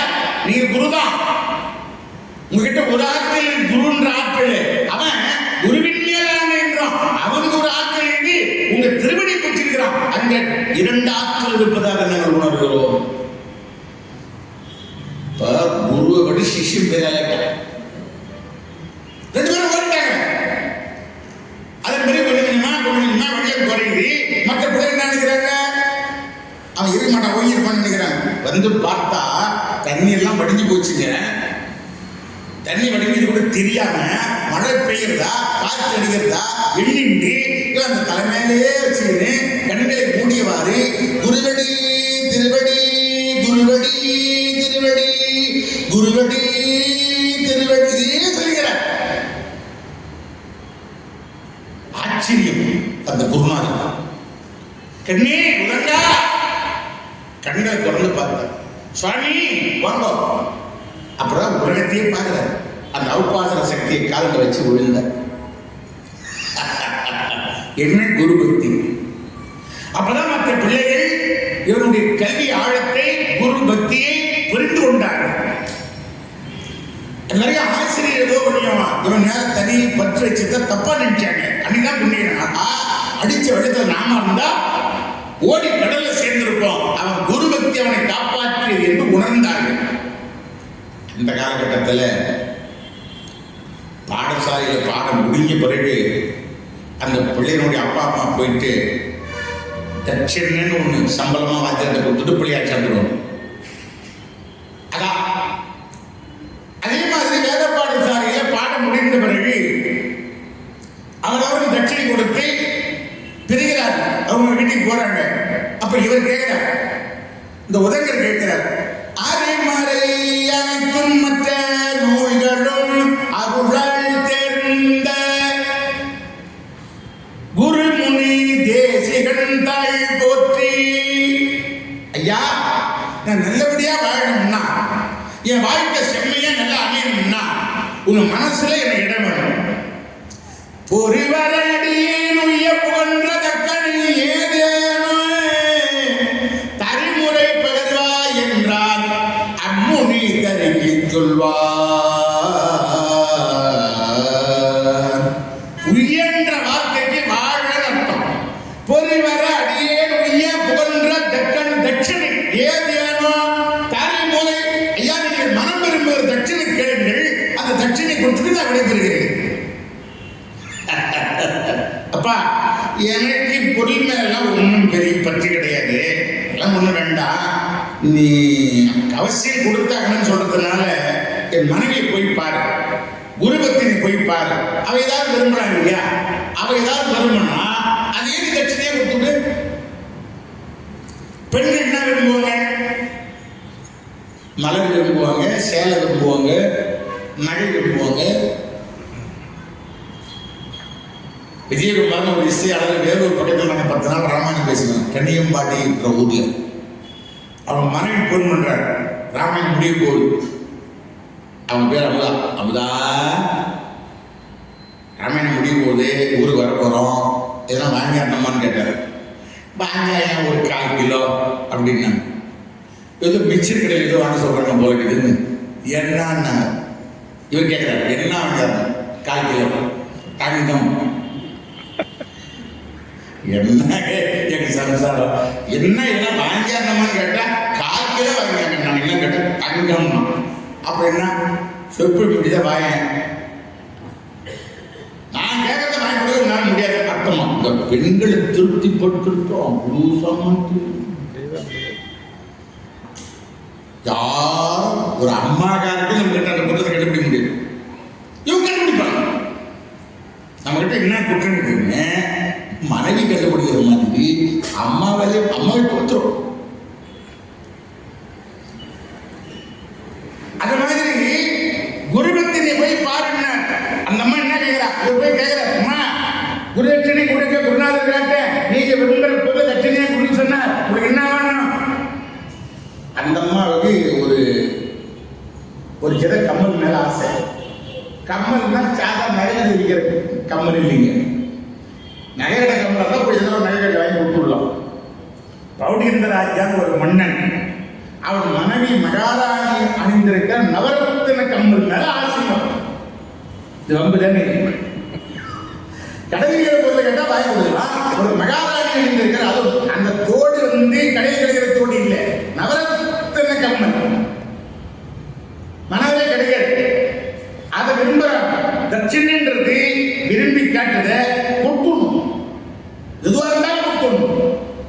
சரிண்ணா, எனக்கு ஒரு வாரம் அவசியம் கொடுப்போம், டைம் வாங்கிட்டு இவர் வர வர்ற வழியில சில சோதனை வருது, அதெல்லாம் ஜெயிக்கிறார். அதான் சொன்ன விரிவா அதான் கேட்கிறாரு. வந்து அந்த ராஜாவை பார்க்கிறாரு. இவர் வந்து இந்த வேத பாடசாலையிலிருந்து பிரிகிற போது அவர் என்ன சொன்னாரு, என்னிலும் உயர்வாய், நீ என்னை விட பெரிய ஆளா வருவ என்று அந்த குருநாதர் பையவர் உதங்கர் தலைமை வச்சு ஆசீர்வாதம் பண்ணிட்டார். அப்போ எல்லா பேப்பர் போட்டாங்களா, எல்லா தலைமை செய்தி சொல்லியாச்சா, இவர் பிரபலம் ஆயிட்டார். அதான் அந்த ராஜா வரவேற்கிறான். ஐயா உடனே வாங்க வாங்க வாங்க வாங்க. பைரவ மிராமனிதர் மனத்திலே இடம் பிடித்தவர், வாங்க உட்காருங்க. அவர் விருந்தெல்லாம் சரி சிறப்பெல்லாம் கவனிக்கிறாங்க. என்ன வேணும்னு கேட்டா, மகாராணி அணிந்திருக்கிற கம்மல், அமர்த்தர கம்மலை குடும்பம் திரும்பி விரும்புறாங்க. மகாராஜா நீட்டான், வேற எது கேட்டாலும் கொடுக்கலாம்.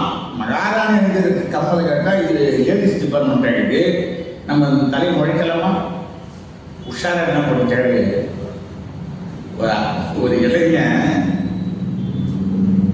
மாசம் 50,000 சம்பளம் வாங்கினான். சம்பளம் வேணும், அம்மா கிட்ட விட்டு பழகு, சம்பளம் கேட்க அம்மா கிட்ட விட்டு பழகு. கல்யாணம் ஆயிடுச்சு. கல்யாணம் ஆன பிறகு முதல் மாசம் வாங்குற சம்பளத்தை அம்மா கிட்ட விட்டா மனைவி சண்டை விடுவோம். அதுக்கு எது கல்யாணம் பண்ணுவோம். மனைவிட்டு விட்டா பிள்ளை எப்ப மந்திரம் பண்ணிட்டா, கல்யாணம் மந்திரம் போட்டா, நீ வந்தோ பையன் மாறிட்டா, என்னை மறந்துட்டான், அது அந்த பெரிய ரகப்படுவோம். என்ன பண்ணா, சட்டப்பாய்க்கு கவர் வச்சுட்டு சட்டையை ஹேங்கரில் மாட்டிட்டு பாத்ரூம்ல போய் முகம் அப்படின்னு சட்டப்பாய்க்கு சம்பள கவர் அடிக்குது. போய் விட்டுட்டோம். யார் நாட்டு மாமியார் நாட்டு மருமகன் நாட்டுக்கு என்ன ஆகுது? ரொம்ப உஷாரா தச்சுதான். என்ன பண்றது? ரெண்டு ஒண்ணுதான். யார் இருந்தாலும் செலவு போல் மீதி இருந்தாலும் சேவ் பண்ண போறாங்க. இது கௌரவ பிரச்சனை. இந்த தாய்மார்கிட்ட ஒரு கெட்ட பழக்கம் கேட்டா, பிள்ளைய பொத்தி வளர்க்குறாங்க இல்லைங்களா, பார்த்து வளர்த்தது ஆகணும். மனைவி வந்த பிறகும் ஏற்கனவே இருந்த அதே பொசிஷன்ல பிள்ளை வேணும். அவங்க மனைவி பண்றத மருமகள் பண்றத நியாயமே இருந்தாலும் ஒதுக்க மாட்டாங்க. பிள்ளையை பார்க்கிற கண்ணோட்டத்தில் மருமகளை பெண்கள் பார்ப்பதில்லை. இதெல்லாம் வெளிப்படையாக எந்த பேச்சாலும் பேச மாட்டான். நான் சொல்லுவேன், அதான் பிரச்சனை. தப்பே பிள்ளை பண்ணாலும் மருமகளை தான் திட்டுறாங்க. பிள்ளை தப்பு பண்ணாலும் யார் திட்டுறாங்க? என் பையனை ஒன்றும் தெரியாது, இல்ல அவ பண்ற வேலை, அவ சின்ன இருப்பா, அவதான் சொல்லியிருப்பா என் பையனுக்கு ஒன்றும் தெரியாது அப்படி இவெல்லாம் நின்றுட்டு. அப்போ குடும்பத்தில் பிரச்சனை வர்றது சில வீடுகளில் பெரியவங்களால தான். அதான் மாமி பட்டம் கட்டுறாங்க இல்லைங்களா, திருமணத்தில் மாமி பட்டம் கட்டினா ஒன்று இருக்கிற எல்லா பவரையும் வீட்டுக்கு வர மருமகிட்ட சார்ஜ் இறங்கிடணும். நீ ரெஸ்ட் எடுத்துக்கணும், சாப்பாடை கொடு சொல்லி வாங்கி சாப்பிடணும், போய் விட்டுருந்து வேலை இப்படி பண்ணு சும்மா ஆக்ஷன் பண்ணலாம். போய் எல்லாத்தையும் விட்டுருக்கீங்க ஜன கொடுக்கணும். சில பேர் தெரியுது, அதனால சில குழப்பங்கள் வரும். மகாராஜா உற்சாகராகிறார். இது பெண்கள் டிபார்ட்மெண்டா இருக்குது. ராணிகிட்ட போய் சொன்னா ஒத்திக்கொள்ள மாட்டாளோ, நம்ம ஏன் சொல்லணும்னு ஐயா நீங்களே போய் கேளுங்க. இவர் போய் கேட்கிறார். அந்த அம்மா சொன்னா, குடுக்கத்தை பத்தி இல்லை, நீங்க உங்களுக்காக கேட்கல, குருநாத தட்சிணை கூட கேட்குறீங்க. ஆனால் ஒரு சிக்கல் இருக்குதுன்னாங்க. என்ன சிக்கல்? அஷ்ட நாகங்கள்ல தக்ககன் ஒரு மோசமான ஆளுகிறான். அவன் நல்லவனே இல்லை. அவன் இந்த கமல் மேல விருப்பம், ரொம்ப நாளா இது மேல ஒரு கண்ணை வச்சுக்கிறான். நான் பதிவரா சுரண்மணியாக வாழ்கிற காரணத்தால் என்னை நெருங்க முடியாமல் இருக்கிறான். நீங்கள் கொண்டு போற பொழுது அந்த தக்ககன் உங்ககிட்ட இருந்து அபகரிச்சு போடுவோம். அப்ப உங்களுக்கு உதவாது, எனக்கும் உதவாது. யோசிச்சு பாருங்க. இல்ல என்கிட்ட யாரும் அபகரிக்க முடியாது. அஜாக்கிரதைன்றது யாருக்கும். மகளை கணவன் வீட்டுக்கு போகும்போது ஒரு தகப்பன் பஸ் ஸ்டாண்ட்ல பஸ் ஏற்ற வந்தார். பஸ் புறப்படுற நேரத்தில் பஸ் ஸ்டாண்ட்மா கொண்ட கருப்பு பேக் பத்திரம்னா கட்டி மணி மேலே வச்சுக்காத மொத்தம் இது கருப்பு பேக் ஜாக்கிரதை பத்திரம். பஸ் அப்பதான் கிளம்புது. 50 பேர் கேட்குற மாதிரி கத்திட்டு போறாங்க. இது எங்க சொல்லணும்? ஏற்கனவே சொல்ல வேண்டிய செய்தியை 50 கொஞ்சம் ஒரு 4 ஸ்டாப்பிங் பஸ் போறோம்னே இவர் பேரை திருட்டி ஒருத்தர் பஸ்ல என்ன பண்ணிட்டான், நீ என்ன மேல்தானமா அப்படியே நானும் கூட்டாடிமா அப்படின்னு சொல்லி பேசி ஒரு இடத்துல வாட்டர் நிற்கும் போது ஏதோ ஜூஸ் வாங்கி கொடுத்தான். ஏதோ ஃப்ரெண்டுன்றாங்க இப்ப நம்பி குடிச்சா அது இதை கலந்தான் அதுக்குள்ள ஒரு மாதிரி மயக்கம் வந்துட்டு அவன் கருப்பை கட்டு அவன் இறங்கிட்டு அடுத்த ஸ்டாப்பிங்ல அப்புறம் போய் நம்ம இறங்கிட்டு மொத்தமோ என்ன பண்றது இந்த தகப்பன் பண்ண மகளுக்கு தனியா சொல்ல வேண்டிய செய்து பப்பையை கட்டுறான் பாருங்க அவன் மகளை உஷார் பண்ணா திருட உஷார் பண்ணிட்டான் என்னவே நிறைய பேர் கேட்பாங்க எங்க பக்கத்துல ஒரு 2-3 மாவட்டம் 4 மாவட்டத்துல என்ன பேருந்துல என்ன பாக்குறவங்க உங்களை எங்கேயும் அடிக்கடி பார்த்துக்கிறேன்னு பார்த்துருப்பீங்க. இப்பட்ட ஒரு கேண்டீன் கேட்டீங்கன்னா இந்த வந்தவாசி டவுன் திருவண்ணாமலை பையன் வந்தவாசி டவுனு சின்ன டவுன்லாம் வாங்க காய்கறி கொடுப்பாங்க பேசாம காய்ச்ச எனக்கு தெரியுதான்னு கேட்டான் நான் மாட்டேன் செத்த எனக்கு ஒன்றும் தெரியும். இப்ப நீங்க 50 பேர் பண்ணீங்கன்னா 50 பேர் முகத்தை என்னால ஸ்கேன் பண்ண முடியாது. நீ 50 பேர் என்ன கேட்ச் பண்ணலாம். இதான் சிக்கல். இப்ப ஐயாவும் முகம் வந்துடும் கேமராமேன் நம்ம ஐயா நம்ம நிர்வாகி டெக்னீஷியன் முகம் வந்துடும் எல்லாரும் எப்படி நம்ம போட்டோ பிடிக்க முடியும். இது என்ன பண்ணுவாங்க நான் தங்கிருக்கிற இடத்துல என்ன 4வது வீட்டுக்காரன் 5வது வீட்டுக்காரன் கூட எனக்கு தெரிஞ்சுங்களான்னு நான் பொய்யா சொல்ல முடியும். எங்கேயோ பார்த்துக்கிறேங்க சிரிப்பேன் என்னங்க நீங்க தங்குற வீட்டுக்கு 4வது வீட்டுல இருக்கிற அட்ரஸ் எல்லாம் இப்படி இருக்கு சந்திக்கிறவாங்க. ஆனா சில நண்பர்கள் நல்ல நண்பர் அது கேட்க மாட்டாங்க தெரிஞ்சா கேட்க மாட்டாங்க.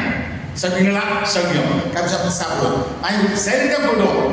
அவன் நினைங்கன்னா எனக்கு தெரியாது எத்தனையோ பேருக்கு தெரியாமலே காப்பீட்டி சாப்பிட்டு வந்துடுறாங்க. இது ஒரு தர்ம சங்கடம் தெரியுது எல்லாரும் ஞாபகம் வச்சுக்க முடியாது. இது என்ன பண்ணாரு நான் ஜாக்கிரதையா கொண்டு போவேன் என்ன என்கிட்ட இருந்து அந்த தஜகனால அபகரிக்க முடியாது நான் உஷாரான ஆளுன்ற. சரி என்ன பண்றது அந்த அம்மா விருந்து வைக்கிறாங்க. நல்ல கவனிங்க இதை நான் சொல்றது இல்லை ஆனா இங்க சொல்றேன். விருந்து வைக்கும் போது அந்த விருந்துல அந்த அம்மாவுடைய தலை முடி ஒன்று சாப்பாட்டுல இருக்குது. இதை பார்த்த உடனே என்ன பண்றாரு இந்த அரசனுக்கு கண் தெரியாத போடணுன்ற தப்பு யாரோ சமையல் பண்ணாங்க சமையல் பண்ணவங்க பண்ண தப்பு அது ஒரு முடி இருக்கு அரசனுக்கு கண் தெரியாத போகணும். மகாராணி கோவம் உதவி பண்றது நாங்க பண்ணோம் நீ அரசனை இப்படி சபிக்கலாம் உனக்கு திருமணம் ஆகாம நீ கடைசி சன்னியாசியா இருக்க கடவுள்னு அவ சபிக்கிறான். அதன் பிறகு எல்லாரும் வேண்டாங்க கெஞ்சுறாங்க. இவர் ஏதோ வரத்தை மாற்றி அரசன் கண்கிரியை பண்றாரு. இவரும் மற்ற மாற்றினா அந்த நவத்திர கம்பெனி கொடுக்குறாங்க. என்னன்னா சில பெண்கள் வீடுகளில் தலை சீவிட்டு அந்த சீப்பில் இருக்கிற முடி எடுத்து முதல்ல பேக் பண்ணி எங்கே கொண்டு போய் சேர்க்கணுமோ சேர்த்து தான் மறுவேலை பண்ணணும். சீப்பை ஜனல் மேலே வச்சுட்டு அடுத்த வேலை பார்ப்பாங்க. அது பேன் காத்தல் ஒன்று வீடு பூரா விளையாடுறாங்க. அப்படிப்பட்ட குடும்பங்களில் லட்சுமி தங்கவே தங்க கேசம் மனாலே அலையக்கூடாது. சீதாதேவனுடைய கேசம் 10 மாசம் அடைவதற்கு காரணமா இருந்த ராவண சாம்ராஜ்யம் என்னாச்சு நம்ம கதை கேட்டல. துரோபதனுடைய கூந்தல் 13 ஆண்டுகள் பறந்து விரிந்து கிரிந்து காற்றோட இருப்பதற்கு காரணம் அந்த துரியோதன சாம்ராஜ்யம் தானே மகாபாரத கதை. கூந்தல் என்பது பின்னல் போட்டி முடி போட்டிருக்க வேண்டுமே தவிர சில பேர் அப்படியே கூட கூந்தல் போறாங்க. கணவன் இல்லாதவனா அப்படி போகலாம். தலைக்கு குளிக்கிற பெண்கள் கூட என்ன பண்ணுவாங்கன்னு கேட்டீங்கன்னா கணவன் உயிரோடு இருக்கிற அந்த பெண்கள் முனே கூந்தலோ ஒரு முடி போடும் உண்டுங்களா வேற அப்படி இருந்து கூந்தல் இருந்திருக்க கூடாது. யாருக்கு இருந்திருக்கலாம் கணவன் இல்லாத பெண்கள் விரித்திருக்கலாம். கணவன் உயிரோடு இருக்கிற பெண்கள் கூந்தல் விரித்தே வைக்க கூடாது. சில பேர் இந்த ரப்பர் பேண்ட் மட்டும் போட்டு போறாங்க. அவங்க சௌகரியம் இப்போ மாடல் வேலைக்கு போறாங்க டைம் இல்லை நம்ம அதில் நுழைய. ஆனால் பண்பாட்டு செய்தி புராணங்கள் சொல்றோம். மகாபாரத ராமாயண இதிகாசங்கள் இது சம்பந்தமா நம்ம வருது. குடும்பமொழி தேவை விஜய் தேவை. அதனால ஒரு அசுத்த பொருளை எப்படி பாதுகாப்பா எதிர்ப்பு குப்பையில சேர்க்கணுமோ அதை சேர்த்துட்டு அப்படிதான் மரியாதை பண்ணணும். சில பேர் அந்த தலையில அப்படி போட்டு சீப்பை தலையில பண்ணி மாட்டிட்டு அந்த சீப்போடவே வேலை செய்யறாங்க. சீப்பை தலையில இருக்கு. இதெல்லாம் எவ்வளவு அநாகரிகமான வேலை. ஏன் சொல்றேன் பணம் இருக்கணும் பணம் தங்கணும் லட்சுமி தங்கணும் நம்ம சௌக்கியமா இருக்கணும்னு நினைக்கிறோம். இந்த சின்ன சின்ன தவறுகள் கூட நம்ம கட்டத்துக்கு காரணம் அமைகிறதுனால இது சொல்ல வேண்டிய கட்டாயம் இணைகிறது. பந்தமா பண்றது எவ்வளவு சாபம். அப்ப சரியாது நகை கொடுத்துடுறாங்க, நன்றி சொல்லிட்டு புறப்படுறாங்க. புறப்பட்டு போற போது ஒரு ஆற்றுல குளிக்கிறதுக்காக வெயில் நேரம் அந்த நகையை கரை மேல வச்சுட்டு இவர் குளிக்கிறாரு. ஒண்ணு தெரிஞ்சுங்க, மனைவி பக்கத்துல ஒரு கணவன் பெட்ரூம்ல இருக்கும் போது கூட கடவுள் பேரை சொல்வதற்கு உரிமை இருக்கிறது. பெட்ரூம்ல நள்ளிரவுல மனைவி பக்கத்துல நெருக்கமா படுத்துக்கிற கணவன் கூட சாமி பேரை சொல்லலாம், அந்த மனைவி கூட சாமி பேரை சொல்லலாம். அது ஒன்னும் ஆபாசம் கிடையாது, உரிமை உண்டு, நம்முடைய சமயம் அனுமதிக்கிறது. ஆனா சாமி பேர் எப்ப சொல்லக்கூடாதான், குளிக்கிற பொழுது தலைக்கு தண்ணி கொட்டும் பாருங்க, தலைக்கு தண்ணி கொட்டும் அந்த ஒரு சில செகண்ட் சொல்லாதீர்கள். சாமி தலைமுறை மாதிரி ஆயிடுவோம். இல்லையே எனக்கு சிவா சிவா சிவான் தானே எல்லாம் பழக்கம், நான் தண்ணி கொடுக்கும்போது சிவான் தானே சொல்றேன், என்ன பண்றது? கங்கை யமுனை காவிரி கோதாவரி பாலாரி சரஸ்வதி திரிவேதி சங்கமம், அது ஒரு பாட்டு, அது ஒரு 2 பேரும் பாட்டு நிசார் பாடுவார். நான் போன் கேட்டு எழுதி நம்மளுக்கு ஒட்டியே வைக்கிறேன். வாய்ப்பு பார்த்து பாடுங்க, தண்ணி தண்ணி கொண்டுருவாங்க பாடுங்கயா. ஏதோ 2 நதி 4 நதி எது ஞாபகம் வருதோ, பாலாறு சரஸ்வதி துங்கபத்ரா, ஏதோ 2 நதி புண்ணி சொல்லி தண்ணி கொட்டினா அந்த நதிகளில் குளித்த புண்ணியம். தலையில தண்ணி கொட்டும் போது சாமி பேர் சொல்லலாமே, நதிகளுக்கு புண்ணிய நதிகள் பேர் சொல்லணும் என்று பெரிய ஒரு கருத்து இருக்கு. கரை மேல நகை வச்சுட்டு ஆத்துல குளிர தலை முக்கி பிடிச்சிட்டு எழுந்து பார்த்தா நகை பாதுகாப்பா இருக்கு. திரும்பவும் தலையை முக்கினாரு, பார்த்தார் நகை. 3வது தலை முங்கி கொஞ்சம் லேட்டா இருந்தாரு பாருங்க, அந்த தக்ககன் வந்து நகை எடுத்துக்கின்னு பிடிச்சான். ஆஹா, மகாராணி சொன்னது சரியா போச்சு, இந்த பையன் மோசமான போறது. எழுந்து அரை குறைமா துணியை கட்டி அந்த பாம்பு பின்னாலே ஓடுறாரு. தக்ககா என்ன யார் நகை மேல விருப்பமாகறான்னு நம்ம சொல்லிட்டா. அதனால தக்ககா தக்ககா நகை கொடுத்துட்டு என்னுடைய சுயநலமான ஆட்டும் போல குருநாதர் பத்திரிகை தரணும், குருநாதர் தட்சணை கொடுத்தா வாழ்க்கை நல்லா இருக்கும் அப்படின்னு கத்திடு. பாம்பு காதுல போடல, வேகமா போய் ஒரு பாதளத்தில் ஒரு துவாரத்தில் நுழைந்தது. பெரிய துவாரம், அந்த துவாரத்தில் இவரும் நுழைகிறார். உள்ள போன நாக உலகம். இதுவரை எல்லாம் தக்கக அட்ரஸ் செஞ்சது. நாக உலகம் போனா கார்கோடகன், காசி, தனஞ்சயன், ஏராளமான பாம்பு. இதுல யார் தக்ககன், யார் வாசிகி, யார் ஆதிசேஷன், யார் புராளிகன், யார் தனஞ்சயன் அட்ரஸே தெரியல. என்ன பண்ணுவாரு? அடடா, கை கட்டி வாய் கட்டிலேயே குருநாதருடைய தட்சிணை கொடுக்காம என் வாழ்க்கை நல்லா அமையாதே. அந்த பாம்புகள் கிட்ட கெஞ்சிற பாம்புகளில் நல்ல வயிற்றிலே பிள்ளை பிறந்த நீங்கள் கட்ட பயிர் எடுக்கலாமா? மசரி காசிபவே மைந்தராயினி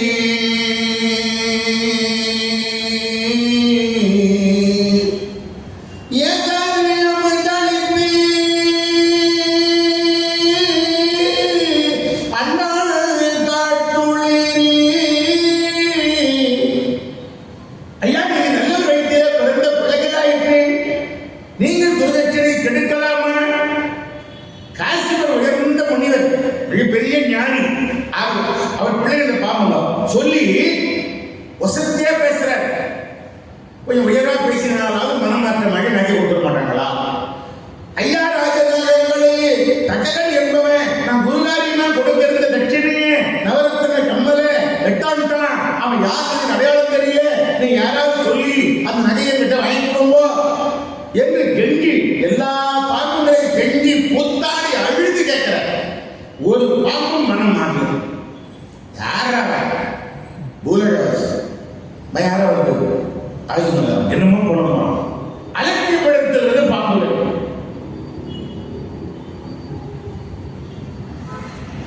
ஐயா, நீங்கள் எவ்வளவு அழுதாலும் அந்த பாம்புகள் மனம் மாற மோசமான.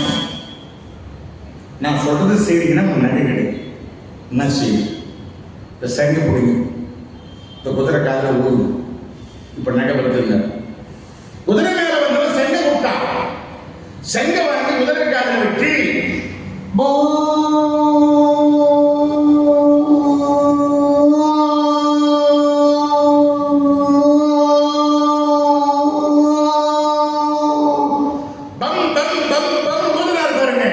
சத்தம் அதிகமா கேட்டா பாம்பு நடுக்க உடம்புக்காக. அதான் ஆவணி 6ஆம் தேதி இடி இடிக்கலன்னா நிறைய பாம்பா வந்துடும். 6ஆம் தேதி இடிக்கிட்டு அந்த பாம்பு எல்லாம் ஒடுங்கிவிடும். அந்த ஆண்டு பாம்பு குறைவா இருக்கும். கிராமத்தில் சொல்லுவாங்க ஆவணி 6.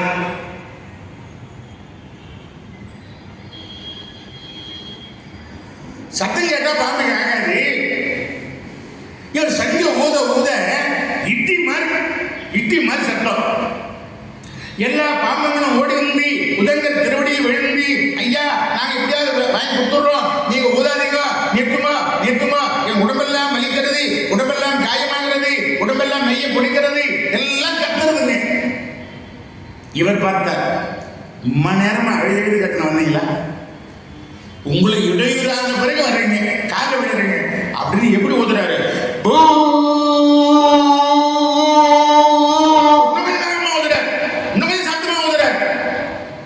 ஏன் சொன்னாங்கிற பாம்பெல்லாம் வந்து காலில் விழுந்தது சம்பந்தப்பட்ட பாம்பு இன்னும் வரல. நகைட்டு போனான்னு அவன் இன்னும் வரல. கழிந்து அவனும் வந்தான். நகையையும் காலிட்டு வச்சுட்டான். அவனும் அழறான், ஊதத்தை நிறுத்துங்கோ. நிறுத்திட்டார். சங்க குதிரை மேல வந்து வாங்கிட்டான். இந்த உதவியை பண்ண குதிரை மேல வந்த ஆசாமி யாருன்னு எனக்கு தெரியல. அவனும் ஒரு விசிங் கார்டு கொடுக்கல, சேல் நம்பரும் கொடுக்கல. அவன் பாட்டு குதிரைக்கு தட்டி விட்டான். குதிரை போய் ஆனா ஆளை பார்த்தா பிரகாசமாக தேவத்தாள் இந்த வர்றது. இந்த ஏன்னா வந்திருக்கிறவர் பெரிய இடத்து மாணவன், அவர் குரு பிரபலமானவர். அந்த மாணவனாச்சேன்னு அந்த மரியாதைக்காக எந்த நேரம் உதவி பண்ணிட்டு போறோம். அவன் ஆள் பிரகாசமா இருந்தா தவிர உச்சிஸ்திரஸ் என்கிற குதிரை தெரியல, யாரும் தெரியல, போயிட்டான், உதவி பண்ணிட்டு போயிட்டான். நகை கட்சிட்டு. ஆனால் நகை கிடைத்தாலும் இந்த பாம்புகள் மேல வந்த கோபம் இது பாருங்க, அளவே கிடையாது. உலகத்துல ஒரு பாம்பு இல்லாத பாம்பு கூட்டங்களை என்னை கதற கதற வைத்தீர்கள் அல்லவா, உங்களை பூண்டோடு அழிக்கிறேன். ஒரே பாம்பு உலகத்தில் இல்லைன்ற அளவு நான் உங்களை அழிக்கிறேன் என்ற ஒரு பயங்கரமான வைராக்கியத்தை மனசில் வச்சுக்கிட்டு குருநாதர்கிட்ட உண்மையை தட்சணை கொடுத்துட்டு இங்க சில சம்பவம் நடக்குது உலகத்தில். ஒரு பெண்ணு கருப்பு நூல் சுத்துறா, ஒரு பெண்ணு வெள்ளை நூல் சுத்துறா. அது என்னன்னு கேட்கிறாங்க. இரவு பகல் மாற்றம் குருநாதர். ஒரு ஸ்தம்பம் இருந்தது, அது மேல 6 இதழ் தெரிந்தது. அது என்னன்னா அந்த ஸ்தம்பம் ஒரு ஆண்டு, அந்த 6 இதழ் 6 உதுக்கள். முன்பணி காலம், பின்பணி காலம், என் வசந்த காலம். இந்த நாகபுரத்தில் சில செய்தியெல்லாம் சிந்தைகளை கேட்கிறாரு. குருநாதர் தெளிவுபட சொல்றாரு. குருநாதர்கிட்ட கொடுத்து குருநாதர் ஆட்சி பெற்று அங்கிருந்து சர்ப்பயாகம் என்கிற அந்த பாம்பு சம்பந்தமான யாகத்தை செய்து உலகத்தில் இருக்கிற எல்லா பாம்புகளையும் அழிப்பேன் என்ற இடத்துல போய் ஜனமேஜய மகாராஜாவை பார்க்கிறார். ஜனமேஜயா, எனக்கு அவதாரம் எனக்கு துன்பத்தை செய்த அந்த பாம்பு கூட்டத்தை சர்ப்பயாகம் செய்து கொல்ல வேண்டும், அழிக்க வேண்டும், யாகத்தை செய். ஐயா, பாம்புங்க உங்களுக்கு தப்பு பண்ணிருக்கலாம். ஒரு பாம்பு பண்ண தப்புக்கு உலகத்தில் இருக்கிற பாம்பை அழிக்கலாங்களா? மண்ணுயிர் அனைத்தையும் தன்னொரு பேர் காப்பவன் அல்லவா மன்னன், அவன் நியாயம் பேசுறான். அப்ப இந்த பாம்புல எனக்கு மட்டும் தப்பு பண்ணல, ஏற்கனவே என்னென்ன தப்பு பண்ணிருக்குன்னு ஒரு லிஸ்ட் வச்சுக்கிறாரு. அதெல்லாம் சொல்றாரு. அதுக்கெல்லாம் மெயினா தப்பு பண்ணுவாருன்னா அந்த தக்கைகள் தான். என்ன கதை சொன்னாலும் அவர் சர்ப்பயாகம் மட்டத்துக்கு ஒத்திக்கல. பாம்பு எவ்வளோ தப்பு பண்ண கதையெல்லாம் சொன்னாலும் ஒத்திக்கல. அந்த கதையெல்லாம் பண்ண சொல்லலை, அது நமக்கு தேவையில்லை, அது தெரியாத செய்தி, ஒத்திக்கல. கடைசியா என்ன சொல்றாரு, உங்க அப்பாவே ஒரு பாம்பு கடித்து தான் இறந்து போனார்னு. எப்படின்னா ஒருத்தர் சம்சாரம் கிட்ட காட்டு காட்டு காட்டு காட்டு செய்தி பற்றா செய்தித்தாள் பேப்பரை பஸ் கவிழ்ந்து 50 பேர் மரணம், டூ வீலர் மோதி 2 பேர் மரணம், அப்படி படிச்சுக்கிறான். ஒரு போன் வருது, அவன் ஃப்ரெண்டு ஒரு விபத்து ஏற்பட்டு சீரியஸா மருத்துவமனையில் இருக்கிறான் அப்படின்னு. அந்த போன் வந்த உடனே மனைவி காப்பிட்டு இருந்தா, எனக்கு காப்பி வேணாம், என் மனசு சரியில்லை, என் ஃப்ரெண்டு ஆக்சிடென்ட் ஆகி போச்சு, ஃப்ரெண்டு உயிரா இருக்கிறான், ஆனா விபத்து ஏற்பட்டுருக்குது, 50 பேர் செத்து போனதை, பல பேர் செத்து போனதை ஒரு செய்தியா மட்டும்தான் படிச்சான். ராகமா 50 பேர் மரணம், 2 பேர் மரணம் அப்படின்னு படிக்க முடிந்த இவனால நண்பன் அடிபட்ட போது மட்டும் காய்ச்சல் வேண்டாம் சொன்ன பார்த்தீங்களா? இதான் மற்றவங்க ஒண்ணு நினைக்கிறது, நமக்கு இன்னும் அதுதான் தலைவலி தெரியும். அதே போல மகாராஜா அவங்க அப்பா இறந்து போனது ஒரு பாம்பு காரணம் கேட்ட உடனே அப்படியே அந்த பாம்புகளை கொல்லுவேன். அந்த கதையை சொல்றாரு. பாம்பால எப்படி ராஜா இறந்து போனாரு, அது ஒரு கதை இருக்கு. அந்த கதையை சொல்றாரு. சொன்ன உடனே அப்படியே உலகத்தில் இருக்கிற பாம்பெல்லாம் கொண்டு விடலாம். ஏன்னா யாகம் பண்றது ராஜா தான் பண்ணணும். பொருள் வேண்டுமே, நெய் வேணும், புல்கட்டு வேணும், பணியாட்கள் வேணும், பிராமண பெருமக்கள் வேணும். யாகம் பண்றது சும்மாவா? ராஜா சம்மதிச்சான். சத்தியாகத்தை தொடங்குறாங்க. சத்தியாகம் நடக்குது. சத்தியாகத்தில் இவர் தான் மந்திரம் சொல்றார். உலகம் மந்திரம் சொல்ல சொல்ல எங்கு இருக்கிற பாம்புகள் வந்து நெருப்பிலே விழுந்து உடம்பு வெடித்து மாய்கிறது, உயிர் விடுகிறது. அப்ப இந்த தக்கிகன் பயம் வந்து, ஏன் நம்ம ஒரு ஆள் மேல இருக்கிற கோபத்தினால தானே இந்த ஆள் யாருமே பண்றான், எல்லா பாம்பையும் அனுப்பி. அப்ப மந்திரம் என்ன விடுமா? தெய்வேந்திர நட்பு உண்டு. இந்த பாம்புக்கு தக்ககனுக்கு தெய்வேந்திர நட்பு உண்டு. அவர்கிட்ட போய் என்னை காப்பாற்றி அவன் சொன்னா, இந்த ஆபத்தை உன்னை காப்பாற்ற முடியாது, உன்னை காப்பாற்ற நான் இறங்கினேன், என்னையும் நெருப்புல தெரியும், பேச முடியும் மட்டும் தனியான நெருப்பு உடிக்க எடுத்தவன் கை போறாங்க. இடித்தன் தலைவரா நட்புன்னா அவன் கைக்கு கொடுத்தான்.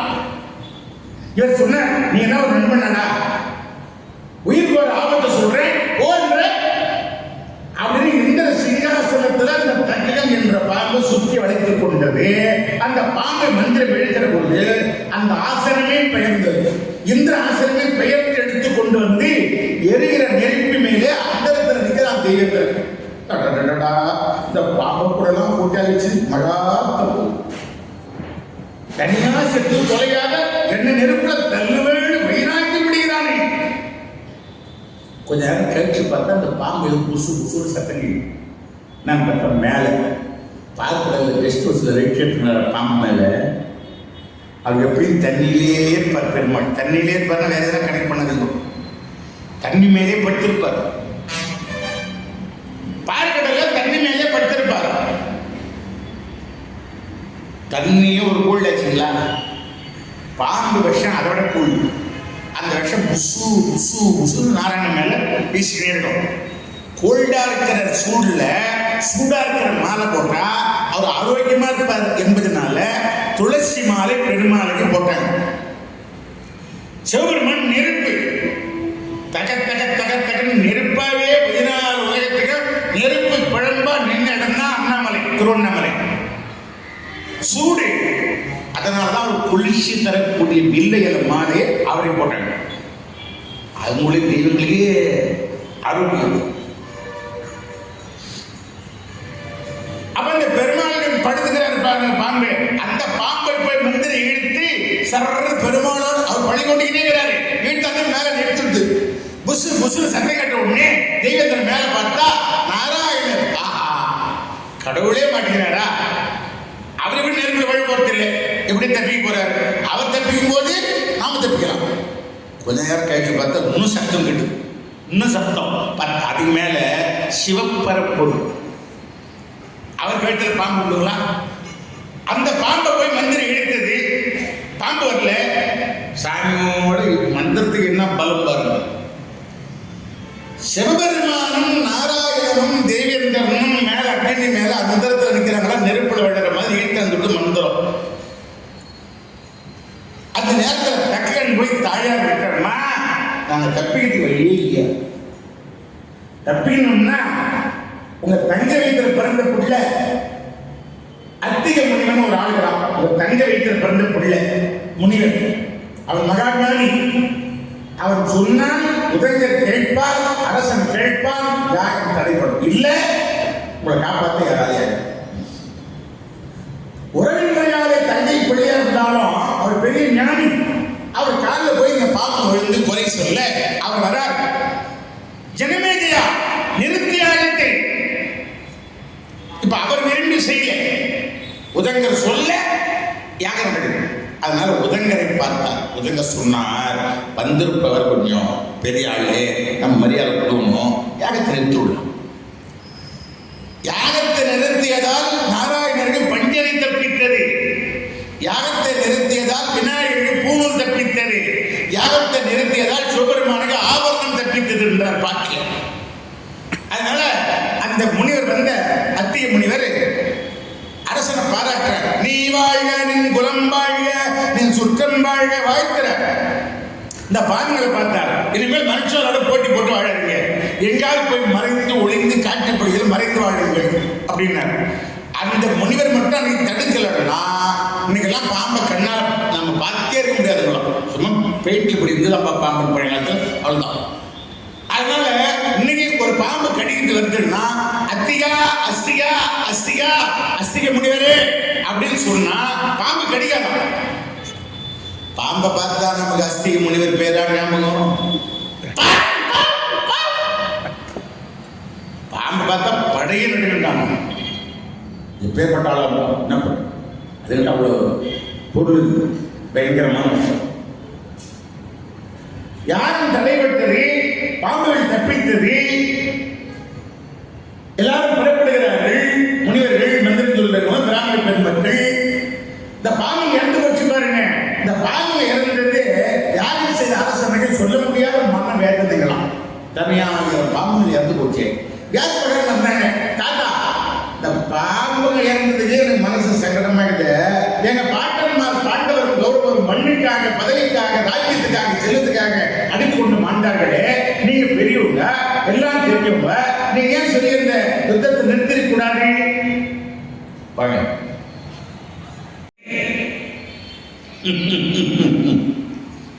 ஜனமேஜயா, யுத்தத்தை நிறுத்த யாராலும் பார்க்கல. அது விதிப்படி நடைபெற்றது. விதி மதியா நல்லா ரொம்ப பெரியவங்கிட்ட பேசும்போது ஜாகிரதையா பேசணும். நம்ம இஷ்டத்துக்கு கருத்தை வளரக்கூடாது. ஜனமேஜய ஒரு முறையாக வியாச பகவான் பாட்டன் அந்த உரிமையில பேசுறா. விதியை மதியால் வெல்லலாமே. ஆமா, அப்படியானால் இன்னும் 10 தினங்களில் ஒரு பிரம்மத்தி தோஷம் உன்னை பிடிக்க இருக்கிறது. அது உன்னுடைய விதி. நீ மதியா ஜெயிப்பவனா இருந்தா அந்த பிரம்மத்தி தோஷத்திலிருந்து 10 நாள்ல தப்பிச்சு விடு. அப்புறம் வந்து உன்னை சந்திக்கிறேன், மற்றவற்றை பிறகு பேசலாம் சொல்லிட்டு பேச போயிட்டேன். ஏன் ரொம்ப மாட்டோம் ஏண்டா தாத்தா கட்ட வாய தண்டோரா போடுறாங்க. இது மாதிரி 10 நாள்ல அரசன பிரம்மத்தி தோஷம் பட்டி இருக்குது. 10 நாள் யூரோப்போட கண் தூங்காம யாகம் பண்ணா அந்த தோஷம் படிக்காதான். யாராவது யாகம் பண்ணி ராஜாவை காப்பாத்துங்க தண்டோரா போட்டாங்க. இந்த காட்ட ஒரு ஏழை அவர் வந்தா, நான் காப்பாற்றுற ராஜாவை காசிவன் என்றோம் அறிவீதன் கரைவலன் வறுமை பூண்டோ பேசும் ஊரே கேட்டி பெரும் பணி தீண்டிற்றேனோ நேசமாய் படைப்பன் என்று நிருபன் பால் வருவது ஆனா. காசிவன் என்கிற ஒரு ஏழை இறந்தவங்கள உயிராக இருப்பற மந்திரம் இருக்குதுங்களா அவர்கிட்ட. அது வறுமை. எப்ப பார்த்தாலும் அவங்க வீட்டு மாணி, நீ சமத்தில்ல, அசடாக்கள், நீ திறமை கிடையாது, திட்டினேராகும். எப்படியாவது 10 நாள் இரவு போல கண் வைத்து இந்த யாகத்தை மட்டும் பூர்த்தி பண்ணிட்டோம்னா ராஜா செல்லங்களை அள்ளி கொடுப்பான். இவங்கிட்ட ஒரு பொண்ணது பொட்டி என் சாமர்த்தியத்தை பத்தியாடி என்னை யாரும் நினைச்சுட்டேன்னு அப்படின்னு போய் தைரியமா பேசலாம். இவர் போய் அந்த யாகத்தை செய்யற 9 நாள் யாகம் நடந்தும் ஒரு நாள் முழுமையா கண் வைச்சாலே பல நாள் தூக்கணும். 9 நாள் கண் விழித்தவரை 10ஆம் நாள் இவரை மீறி தூக்கம் லேசா அசைத்தது. ராஜா பார்க்குறான், 9 நாளா கண் மூச்சு என்ன பிரயோஜனம், இப்போ தூங்கினா போச்சு, எல்லாம் போச்சு. அதனால என்ன பண்ண, எழுப்பு ஐது தூங்கும்போது எழுப்புனா மகாப்பா தர்பையார் சீண்டினா பாருங்க. சீண்டும் போது அந்த குட்டி தூக்கத்தில் ஒரு குட்டி கனவு. ராஜா கிட்ட யானை முடிஞ்சு போகுது, பொண்ணையும் பொருளையும் மூட்டையா கொடுத்துடுறாரு கனவுல. அந்த மூட்டையா போது காட்டு வழியா போறாரு, ஒரு புலி வந்து துரத்துது. அந்த புலி கிட்ட பாய்ச்சலாம் முன்னக்கால புலி அட்டிக்கிற மாதிரி கிட்ட தெரியுது. அப்ப பார்த்து தர்பையார் சீனா பாருங்க, புலிதான் தன்னை தாக்கிட்டோன்னு அலறி நெருப்புல விழுந்து ஐந்து கூட்டாரு. பிராமணன் இறந்த பிரம்மக்கு தோஷம்.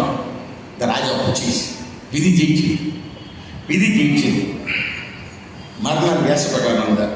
தாத்தா தாத்தா பெரியவர்கிட்ட அளவா பேசாம உங்ககிட்ட அதிகமா பேசி மாட்டிட்டேன். பிரம்மத்து தோஷம் என்னை பற்றி கொண்டது. அதில் இருந்து தப்பிப்பதற்கு என்ன வழி சொல்லுங்கள், என்ன வழி? ஏதாவது மருந்து மாத்திரை சொல்லுவாரு, 2 மணிகள் சாப்பிடு, நாட்டு மருந்தா சித்தாவா ஆயுர்வேதிகா அப்படின்னா பார்க்கலாம். அவர் சொன்னாரு, அது மருந்து என்ன தெரியுமா? எந்த பாட்டன் கதை, எந்த கௌரவரை பாண்டவரை பழித்து இழித்து பேசினோ அதே மகாபாரத கதையை ஆதியோட அந்தமாக நீ கேட்டாயே, ஆனால் உன்னை பிடித்த பிரம்மத்து தோஷம் தீரும். சொல்லுங்கள் தாத்தா, சொல்லுங்கள் கேட்கிறேன். எனக்கு நேரம் இல்லை, என் மாணவனை சொல்றேன். அங்கே சொன்னது மாணவன் வைசம்பாயனர் ஜென்மதி ராஜா அவர்கள். ஆனா நான் அதனால இது வந்து வைசம்பாயனர் மேடைன்னு சொல்றது உண்டு. ஆனா நம்ம ஐயா ஈஸ்வரையா வாக்கு சொன்னாங்க, இது வியாச மேடை. வைசம்பாயனுடைய குரு. அப்ப எப்படிப்பட்ட மேடை அவர் ஆயா, அவர் இதே சொல்றாரு. இத்தனை நாள் சொல்லல வியாச மாட்டேன்னு. நான் பயிற்சி இன்னைக்கு தான் கதை சொல்ல போறோம். இவர் என்னமோ யாரும் ஞாபகம் பண்ண மாதிரி வந்து வியாசம் பண்ணுறாரு. வியாசனுடைய மாணவர் வைசம்பாயனர் தான் மகாபாரதத்தை ஜனமேஜனை முழுமையாக சொல்றவங்க மேல இருக்கணுங்களா, கேட்கறவங்க கீழே உட்காரணுங்களா. இந்த பயணத்தை முதல்ல உலகத்தில் உண்டு பண்ணது யார் தெரியுமா? ஒரே பெருமாள். அப்பாயிட்டு பிரம்மணி ஜெயிலில் கூப்பிட்டார். உனக்கு மந்திரம் தெரிய மாட்டேன்னார், தெரியுன்னார், சொல்றார், கீழே உட்கார்னார். நீ கீழே சிவபெருமான கீழே உட்கார்னார். சிவனார் மன்னம் குளிர உபதேச மந்திரமிரி செவிமீதிலும் பகசை குருநாதா சிவகாம சுந்தரி. சிவனார் மனம் குளிர உபதேச மந்திரம் இரு செவிகளில். சிவபெருமானுடைய மனம் ஈடுபடியாக செவிகள், இரு செவிகளில்னா நிலை கொண்டிக்கணும். இரு செவிகளில்னா செவி 2 இருந்தாலும் ஒரு செவி தான் சொல்ல முடியும். அப்படின்னா அர்த்தம் லெப்ட் இடது செய்தியில சொல்றாரு. இது அம்பாளுக்கு முடியுது, ஆண்டவன் முடியுது. அதனால இரு செய்தி அன்று தொடங்கி சொன்னவங்க மேல உட்கார்ந்து பாருங்க. என்னோட பெரியவங்கள கீழே உட்காந்துக்கிறாங்க, வயசுல சின்னவங்க வந்து என்ன மேல உட்கார வச்சுக்கிறாங்க. என்னன்னா சொல்றவங்க மேல உட்கார்ந்து இந்த பழக்கத்தை முறை பெருமா உலகத்தை முதல்ல உண்டு பண்ணிட்டு அதன் பிரகாரம் அந்த வைசம்பாயனருக்கு பன்னீரை குளிப்பாட்டி பட்டாரி உடுத்த செய்து நேற்று பட்டாபிஷேகத்துக்கு அற்புதமான ஒரு ஆடை கொடுத்தாங்க. சரிங்க போட்ட டவலு, வேட்டி. எனக்கு யாரு வேட்டி கொடுத்தா ரூம்ல போன உடனே ஒரு பழமொழி உண்டு, புண்ணியத்துக்கு கூட கொடுத்தா வீட்டு நடப்பு அங்க பார்த்தாலாம். அந்த தப்பு பண்ற ஒரே ஆள் நான் தான். வேட்டி என் இடுப்புக்கு செய்வதுமான் அல்பம். ஏன்னா அந்த 1 என்பது 2 சிக்கனமா இருக்கும். ஐயா கொஞ்சம் வேட்டி போய் நேற்று அழுது பார்த்தா தாராளமா 2 பத்து இருக்கும்போது ஆஹா அவர் வேட்டி எடுத்து போறதுன்னு தெரியாது. இப்படி அகலமா எடுக்கணும்னு நான் சொல்லல. அந்த மன நட்பு பாரு. உண்மையிலேயே அது சாதாரண 4 மணி வச்சுதாங்க. ஆனா எனக்கு கட்டக்கூடிய நான் பயன்படுத்தக்கூடிய வச்சு அளவு பிடிக்கிறேன்னு எனக்கு சொல்றேன். நான் எதனா ஆடை வேணா அளவு பார்த்து தான் வாங்குவேன். அவன் எதையும் சொல்லி கொடுத்துருவான். அப்புறம் அளவு செஞ்சு நம்ம யார்கிட்ட தான் கொடுக்கணும்.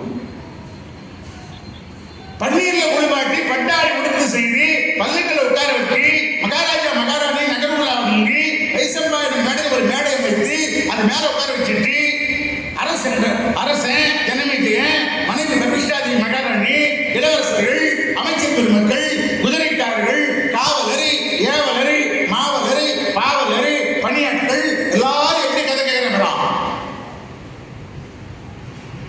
ஏற்றிக் கொண்டு பால் புதைத்து ஜனமேஜய மகாராஜா அரசன் உள்பட வைசம்பாயன்கிட்ட கதை கேட்கிறாங்க. இப்பதாங்க பாரதமே தொடக்க போகுது. இவர் என்ன கேட்கிறாருன்றது தான் பாரதமே. இது எத்தனை தலைமுறை? ஏறக்குறைய 39வது தலைமுறை செய்திருக்கிறது. பிரம்மா படைப்பினால் வந்த சந்திரன் செய்திருக்கிறது. இங்க என்ன சொல்ற? மகா நாராயண மார்பிலே பிறந்தார். 5 விதமா சந்திரபருக்கு உண்டு. இவர் பெருமாள் பக்தரானதுனால இந்த பாட்டை முதல்ல கொடுக்கிறார். மாதவன் நாராயணன் மாதவன் கூட இல்லையா? எங்கள் மாதவன் இதயமா மலர் வரும் உதயத்தை திங்கள். எங்க அப்பா ஆஞ்சநேயர், எங்க அப்பா ராமன், உரிமையா சில பக்தர்கள் சொல்லி நீங்க கேட்டுக்கலாம். அந்த உரிமையோட அவர் அந்த பாட்டை தொடங்குகிறார். வீர வைணவன் என்கிற காரணத்தால் சந்திரன் தொடங்கி எத்தனை பரம்பரை நாளைக்கு நம்ம முடியுதோ சந்திர வம்சம் என்ற தலைப்பிலே நாம் நாளை சந்தித்து சிந்திக்கலாம். பல தகவல்கள் நாராயணம்மாள் சரித்திரம், சத்தியவான் சாவித்திரி சரித்திரம், நலமகாராஜா சரித்திரம், பல மகான்கள் முனிவர் சரித்திரம் எல்லாம் காம்பரஸ் மாதிரி மகாபாரதத்தில் இடம்பெறுவதால் இந்த 2 வார வாய்ப்பை தயவு செய்து அடியார் பெருமக்கள் பயன்படுத்தி நீங்கள் வாழ்வாங்கு வாழ வேண்டி மகாபாரத்தை சொல்லுங்கள் என்று அனுமதி தந்த நிர்வாகி ஐயா அனைவருக்கும் நன்றி.